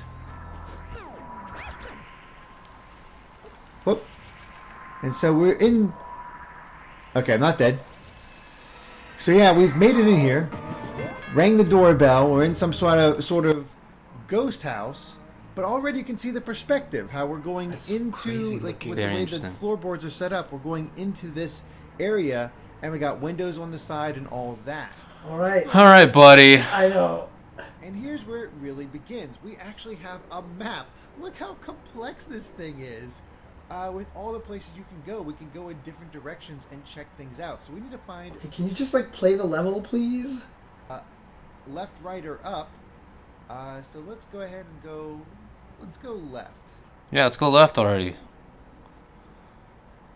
That's so crazy looking. You can just see, I love this. We got the floor, the map, where everything is. Interesting. And it actually says first floor right here. Like the perspective Right. On the side over here, it actually says first incredible. floor, and there's like a And this map. whole You're video in this takes screen off over on Mario here. 1 because Right. So, because you remember you can go left, right, or up. So he picked left, so you he know what, went let's this just keep way. going left for now. So the only way he can go is Thank you left. for the map. It's So really now he's over appreciated. here, but he's stuck. He can only go back down or something. Dead end here. Let's go back down. Wait. All right. I'm so confused. Yeah. Okay. Now you can go up I guess or no? let's go down. Oh wow, a little. Now you're over here. Did that teleport him? Is that I what don't happened? know. Let's That's go weird. up first and see what. I want to. I guess we got a bit of warp speed. Oh, he's in the second floor Oh, that now. goes up. Okay, I okay. understand. I understand. Yeah, those are floors. Continue to explore this. It's so crazy because of the way that he builds this perspective. Like, We got an encounter Dude. with our This is some genius chain stuff. chomp. look at the background, dude. That's crazy. Ooh, what's that? Mysterious. But again, just the way they've captured that original. He went after the chain chomp that was in the background. Mm-hmm. Mm-hmm. What? This is crazy. They actually made it outside of the house. Ooh, freaky. Yeah, that's a weird effect that you can just add in that makes it all glitchy like this. That's really interesting. Wow. This is nuts, dude. There's so much. No, like, I am confused by how the map works a Now we're little at a dead bit. end. So, but I guess that's going down. That a goes down a floor. No? No, it Let's just go went ahead and go somewhere back down to the else. first floor. And we'll take And a now he's right back next on the time. first floor here, and he's supposed to be going right. So he did kind of go right over here. Ooh, right again. I'm kind of confused right now. Got a cannon that way, so I guess that's probably a good thing. There we go. I just can't believe that he painted. Look at this. He even Yeah. made a big cannon and a small cannon to give it the perspective. Forgot about this one's Right. actually being that thing. It's just again, perspectives. So cool. That is Go definitely back down. We still gotta find that. very third coin. interesting. Like, how do you even think of to try to make this? Like, at what point did you think I'm gonna make a dungeon crawler in Okay. this game? Yeah. I mean, it's not quite as ambitious as trying to teach history through Mario Maker, but it's pretty good for sure. For sure. That is true. I will give you that much. I will give you that much. To talk about one of the world's worst war battles in yeah. Mm-hmm. Okay. Enough of this. Enough of this. Very interesting, though. Thanks for the link. Yeah. Cool. It's fascinating. That's true. You could make a Verdun dungeon crawler this time. A dungeon crawler of Battle of Verdun. Yeah. Wow. That's... There you go. I'm not a monster, all right. I do have some respect for history and the things that people went through. Mario is Missing already exists. There you go. Where in the world is Mario? The Verdungeon. Oh boy. A You crime have fighter. just inspired. That is too smart. You have just inspired David's next project. Oh, I've seen calculators created. Dude, the calculator level that I saw was genius.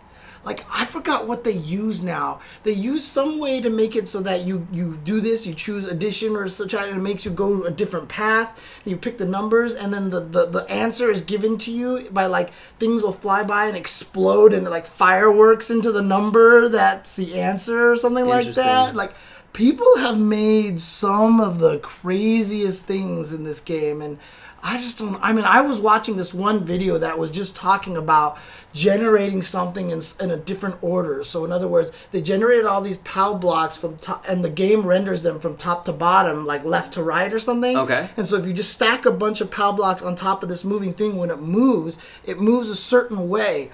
But if you generate all the POW blocks in the opposite order and put them on a conveyor belt so that the like you put them from left to right on a conveyor belt, so that drops them on. So the first generated one is on the bottom of the moving platform. When they move, they shift a pixel when they hit the wall in a certain way, and that let them set up all these like weird chain reaction stuff. Dude, it's crazy how much people have figured that out, dude. It's nuts.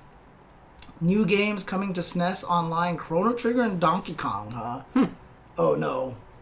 Psych? Oh, that sucks, Bummer. dude. Thanks, Friday. I mean, Donkey Kong, Smash Tennis, and some other game. Okay. Man, he just trolled us. I'm sad. Although, I have been playing Crystallis again on that. That's a good airplane game right there. That is good airplane game. Man of Peerless Might 84 asks if I have any levels left around somewhere. You can actually check on youtube.com/UltraChenTV, where I'm pretty sure I uploaded that level. Oh, did you? I think I did. Should be on there. Man, I want to, one of these days I need to figure out a way to film my Mega Man powered up levels. There's only a way I could film my Mega Man powered up levels because they were so good. Although one of my levels I probably can't beat anymore because it was a puzzle level and I don't remember what the solution was. So I would have to go and try to beat it myself, and I remember how annoying that level was, so it's a very difficulty level. Aw, Eric Man on Twitter says, my Battle of Verdun level got me to start listening to hardcore history and inspired in me a fascination for studying history. I appreciate the lie. That is very nice. I'm very happy to accept it. Thank you. My Mega Man powered up levels were amazing. Pete is definitely CIA, dude. Seriously. It was definitely... My levels were genius. My levels were amazing design. So one of them got ruined by the limitations of the hardware because I designed... It was supposed to be a thematic level, but there's just too much background that the slowdown just murdered the level, so it made me really sad. Gotcha. Interesting response to Kamala's a cop you just had there. That's right, yeah. Because Kamala's gone now, dude, right? So was Andrew Yang. Yeah. He officially bowed out. Today. Indeed. Today. You know, things are happening. He was the first credible Asian American candidate for president, so, you know, hats off to him for that. I think that's a big moment, you know? That's true. Emos can ignore slow down. Maybe he didn't need to use the slogan math as the first Asian American candidate. I think that probably could have done without that. Yeah, a little bit. But, and, you know, for other things, nice work, I guess. Man of Peerless Might, would I want to design a Mega Man Powered Up 2 game for Capcom? I would absolutely love to do that, but I still have a Mega Man game that I would design that I just want to make for Capcom. It would be a huge endeavor. It would be a pretty big project, so it would probably never get funded. But, I mean, if I was able to make it, it would probably be the greatest Mega Man game ever created of all time. Probably.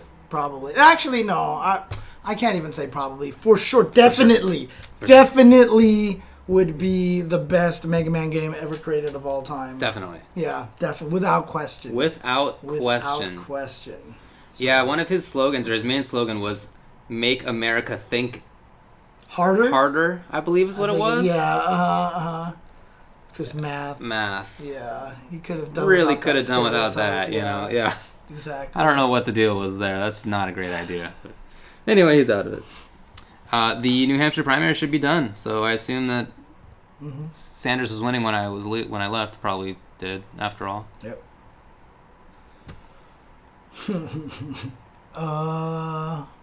What other ones? I still do think that my level that I made in Super Mario Maker was pretty genius. I really liked my Super Mario Maker level.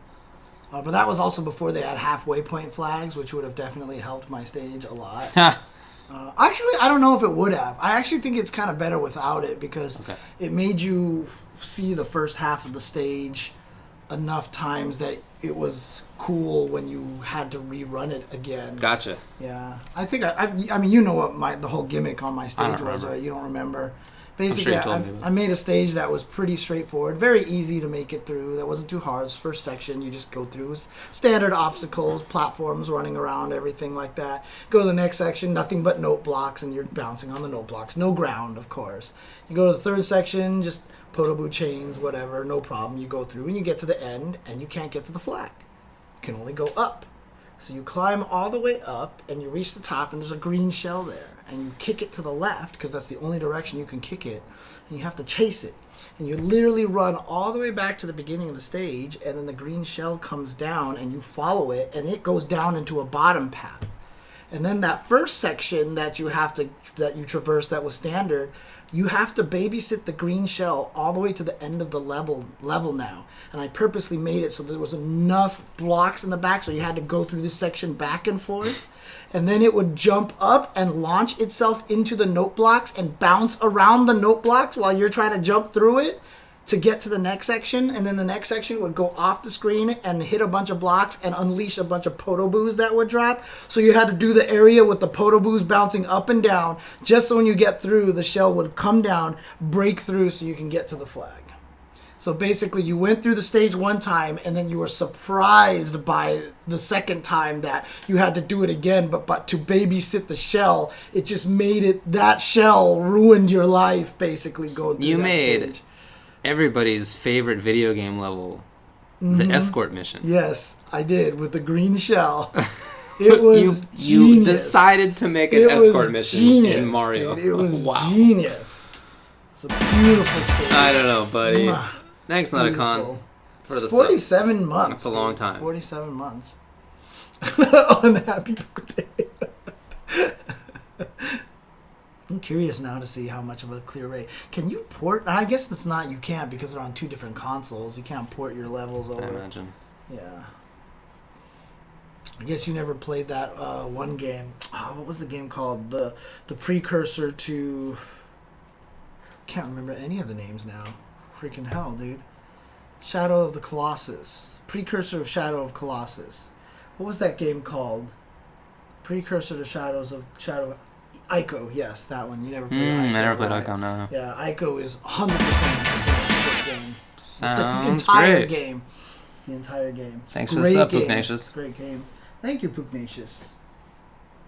Ico, whatever. Really good game. Very, very good game. Thank you, Sarah the Hero, for the birthday sub. Well, I don't have anything else. Yeah, I know. I'm just kind of rambling about things right now. That's cool. What else you got? Interesting to see how the meta is shifting in Tekken right now. Oh, okay. Yan Li clearly overpowered, but now you're starting, one of my season pass missions was to play 120 green units. Wow. So I was like, I have to play green, right? So I made a Yan Li deck based off of Iowa the Boat's stuff on his channel over there. Thanks, Nutsack 16. So I created... And Zero the Hero before. Yes, Happy V-Day, Jim. I mentioned that. Oh, you did? Yeah. Nice work. And then I basically created that, and I took it to the free matches, and I've been playing there. People are basically just trying to create decks to just kill Yan Li now. It's just anti-Yan Li. It's like it's Yan Li and everybody trying to kill that deck. Right. And, except for the one Shadow Blade 4 again that I ran into. Okay. And I was like, oh, I get to see what this fight is like from the other side, right? And we played, and we were doing okay, and we were keeping up with each other. We both got down to about 13 or 14 hit points, right? But then it just happened, and I just ascend, and then that 4 again was just like, and melted.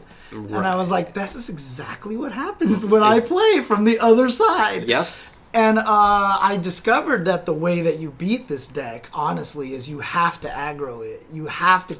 The longer you let Yan Li live, the more chances... The better she has a chance of killing you. If you can kill the little dudes before they turn into ascended units, that's really what it's about. I agree. I agree.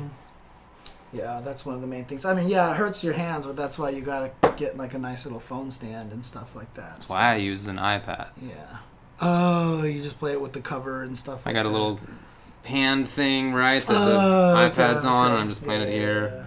But that's not optimal. If you're trying to compete, you want as small a phone screen as you can get. Yes, because then the shorter the distance that you have to swipe things to. Because I honestly really notice that sometimes. Because sometimes I play on the little phone, right? But sometimes I play on the iPad. If I'm streaming, I'm playing on an iPad. Because this thing actually can't do streaming. Okay. So when I'm on the iPad, for sure, I notice sometimes where I have to like drag. It's not that big an iPad, but I have to drag it, and it doesn't get there in time. Right. Yep. Definitely, I noticed that happening. I mean, there's a lot of times where I know I have to drag something to a certain location and they're doing like a action card and I just go until I actually get it over there. Like sometimes like 1 second and I need to activate my hero art or I'm dead and I'm just like and then wow, it you works. mash? Yeah, I've actually mashed in I've Tekken. mashed it before. I have 100%. I'm the one mash. trying to finesse my execution, and you're the masher in this game? Dude, I have tables always have said tables have turned. that mashing is a very important tactic, and I actually It's legit. I think that mashing has a bad reputation. It's to be legit. honest I agree with you. I mean, like, I always talk about, for example, the anti-Honda strat where you do the butt slam, right? You don't have to know which side the butt slam is going to go if you have an uppercut because you can mash on the 2 diagonals, right? That's a legit strategy. That's legit and it's for sure. mashing. I mash the hell out of that whenever I try to uppercut it. It's a legit strategy, Totally. you know? So mashing is absolutely legit. You're right. I won't say otherwise. Yeah. I won't say otherwise. I'll mash in Teppen. I'm just saying if I have want execution, and you don't in Teppen. To. No, that's a different kind of execution. I have execution in Teppen. Man. But yeah, so it's definitely a lot harder for Forgan right now. It's rough right now. Okay. Wow. That time she said no. She's usually so cool. Yeah. No, today Kitty she was cat. like, she's more hungry, so I mean, honestly, I mean that's a interesting question, Squaff TV. Are you okay? Oh, sorry, wrong chat. Are you okay, man? It's a legit question, like no joke. Are you okay? Are you okay, Squaff TV? Or are the person that you're supposed to be typing into the chat, are they okay?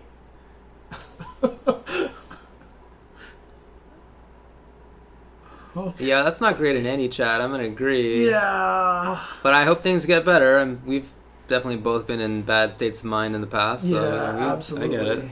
Absolutely. But yeah, it's tougher for Forgan out there right now. I've made so many different Forgan decks and tried a bunch of different ones, and even Iowa the Boat has just downgraded Forgan from T1 to like T3 now. Wow. After the Beltway nerf.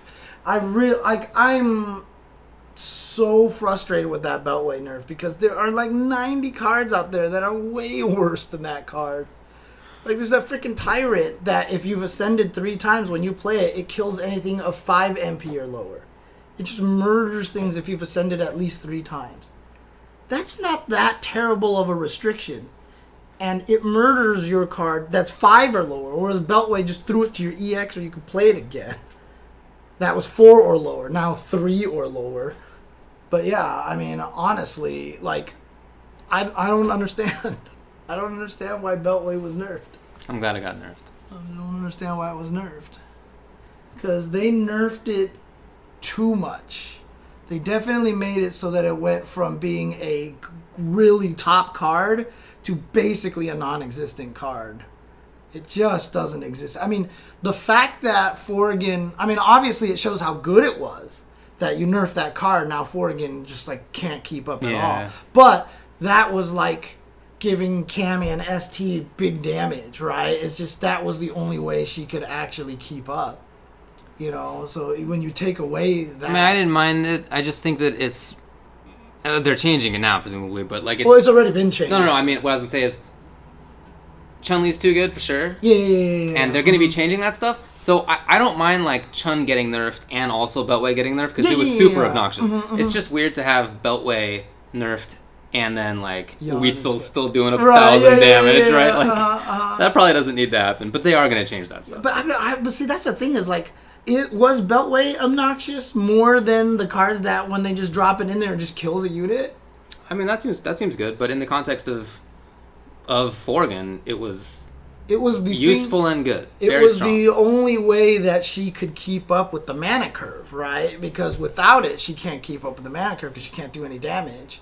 And half the time, last season before Ascension, see, the thing is, Ascension actually made Beltway good again. Yeah, I agree with you. Right? Before that, last season, Beltway was useless. I didn't play last season. Because Growth was so good. And Growth would come in, they would grow it, it would do damage, and then you bounce it, and it comes back in, you can grow it again. Which was a problem, right? So, anyways, I just don't think they should have nerfed it that badly. Yeah, maybe that's right. Yeah. I would have liked to have seen them nerf it to 2-1, but let it bounce 4.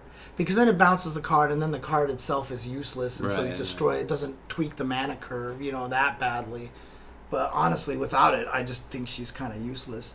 Yeah, so basically, if you guys are wondering... So Teppen, if you buy the season pass one time, usually at the start of the season, there'll be a big discount on crystals. And if you buy that, you'll have way more than enough for a season pass. You buy a season pass, you finish all the missions for the season, you will get enough crystals for the next season pass. So you just keep funding yourself over and over and over and over and over again. So I've just bought a season pass every single time. So and I never really have had any problem. And I haven't spent any money on the game at all yet, and I'm still doing fine on it right now. Yeah, so. It's definitely a friendly game if you don't want to spend money. Yeah. Now, obviously, is it better if you do? Oh, of course. Yeah, everything is, right? I mean, I had to swap around some cards on my Yonde because I don't have 3 Huitzels, and I don't have, I had to swap some things around, and obviously it would be better if I had some of those cards. I really want to try a Wesker and a Nurg deck, but I'm missing certain cards that are very valuable. But, you do get a very good base of... I mean, I'm sitting on 13,000 souls. I can make all of them right now if I wanted to, right? I literally could make all of them if I wanted to right now. The problem is that I'm so focused on trying to make a good purple deck that I never want to craft any of the other colors in case I have buyer's remorse, kind of thing. So, man, you could definitely make decks. Dude, entire decks. I calculated it, and I needed like 10 cards specifically. I would still have 5,000 souls left. I'm saying, you could literally make whole decks, dude, for sure. All right. I'm such a hoarder. Thanks, Basic Cable. Thank you. We've been putting articles up. Huzzah. That's I hope that people have read them and found them interesting. We put them up on the Patreon first, so if you're a Patreon subscriber, then you'll get access to that immediately. Like yours is up now. You have an article about Samurai Showdown, which is pretty cool. I thought it was very well written. Okay, thank you. I'm glad. And that's available to Patreon subs right now. My article that I put up before was Patreon exclusive for a week also, like they all are, but now it's public, so check it out on ultrachentv.com, which is where we're putting all that stuff up. We're trying to build that all back up again. Yes. At one point in time, we lost the website. That's true. And your article is going to go public on Friday, and I'll put up a new article on Friday for Patreon folks, so check that stuff out. Hope that it's interesting. Let us know also, not just on whether the articles are good, but do you like the articles? Do you like the idea, the format? Having it be exclusive for Patreon for a week, etc., etc. I mean, if you guys don't like that, then maybe I can just start putting like my OnlyFans on Patreon for a while, exclusive, and that'll work. So you own a fan store, I understand. I get it. Mm-hmm. That's what I'm talking about. Absolutely. So. You're not worried about fan death? Yeah. My article is about changes that I'm making to commentary to try to be a little bit better physically. Check it out. Yeah, mine's just about why Sam Show is awesome. And because there's actually people out there that didn't know that I liked Sam Show. That's so strange, but yeah. Yeah, like Paintbot. He's like one of the guys, like he was on Tubo was on Paintbot's stream, and Paintbot was like, does James even like Sam Show? He was commentating top 8, and I was like, what? That's wild. Oh my god. Now, we didn't use the Ultra Chen TV website for years. Yeah. And we actually lost it for a while, right? Yeah. It was there. It had a bunch of stuff, and then it got lost, which is why our iTunes link died and all these other things. Correct. But since then, obviously, we don't even need the iTunes link anymore because we've got the Spotify link now. It's all good now. But, yeah, so this year we're beginning to use it yet again. So check it out, please. Let us know what you think. Yep, there you go. That's it. Can we both write an article about Street Fighter 5 hands? I feel like they would have very different tones. That's true. Hands are so awesome. God damn it, I hate these stupid moves. I'm just mashing on punch buttons. Dude. Punch. I saw you playing Mike Ross, and I saw one sequence of jab hands, and I was like, God damn it, stupid character. Can't believe it's this so works. Cool. I it can't does believe work. This works. Yeah. Yeah. Yeah, Mr. Friday, I mean, we had a website before. It's ultrachentv.com and ultrachen.tv, but that'll redirect you. And we just didn't do much with it. Like we had one for years, and we put up We archives. tried on to it. put blog articles on there. We definitely had some blog. We did have articles. some. We didn't keep that up for very long, and then we didn't have one effectively for years. Yeah. But now we're doing it again. Yeah, we even lost the URL. I think. It was We there just was the didn't hosting renew problem. it. It was the, Oh, we had, was we it? had the Okay. domain. We lost the hosting. Okay. That's why we lost all the stuff on it. Okay.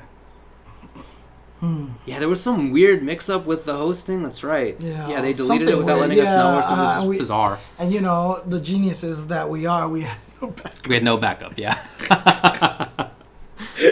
We That's didn't true. download our website onto our hard drive. Yep. So, Yep. note to everybody out there. Make I sure should probably do that when we get home. I should just do it tonight to just to be You like. mean you've already done it, right, David? We've all learned the lesson already, right, David?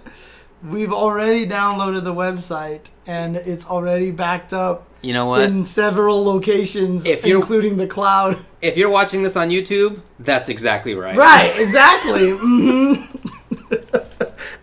Well done, well done, well done. Okay. All right. Well, I'm going to be going to Worlds Collide to play Mortal Kombat in an hour. If you'd like to play MK and you're in the SoCal area, come hang out. I don't really expect like many or great players to show up. So if you want to just come out and play MK and there's no pressure and who cares, If you want to get hang out. If you want to get command thrown by Baraka 17 times in a row. I don't use it that often really. Because I don't want to like commit that much. Okay, you're trying to use it like a hooligan, the way that I use it. It's very hooligan-like. It's a good way to put it. Yeah. Yeah. Oh yeah, and tomorrow I'll be going to Wednesday Night Fights. Kitty is putting on a little birthday shindig for herself and myself. Nice. Oh, so, wow, yeah, that's so we're nice. gonna have a little birthday shindig. It was really funny because like I was talking to Olaf and Kitty about that, and they're like, "Do you want to do a birthday thing there?" I was like, "Man, I haven't been to Wednesday night for forever. I don't deserve a party." They were like, "Shut up! You're going," and I was like, "Okay, fine." Well, that's very cool. Well, I'll stream tomorrow morning if I can get home from the DMV in time. I'll try to stream tomorrow. We'll see what happens. So. Very good. And then I will be at Wednesday Night Fights. All right. There you go. Okay. Cool. I guess that's about it. All right. I only play Bone Picker Baraka in Mortal Kombat right now. I was playing Terminator for a while, and I was playing Nightwolf for a while, and I was messing around a little bit with others. Only Bone Picker Baraka right now. Okay. Fair enough. All right. Fair enough. Yeah, I already wasted 3 hours at the DMV today. I'm really pissed off. Anyways, okay. All right, everybody. Thanks for hanging out. Thanks, and I'll talk to you guys later. Peace out. You gonna bird him? Oh, yeah, you're right. I gotta bird him. Bird him. I almost forgot the bird. Bird. Okay, here we go.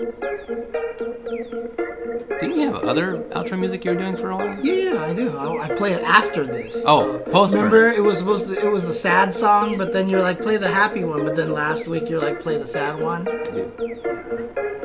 All right. Thanks for hanging out, everybody.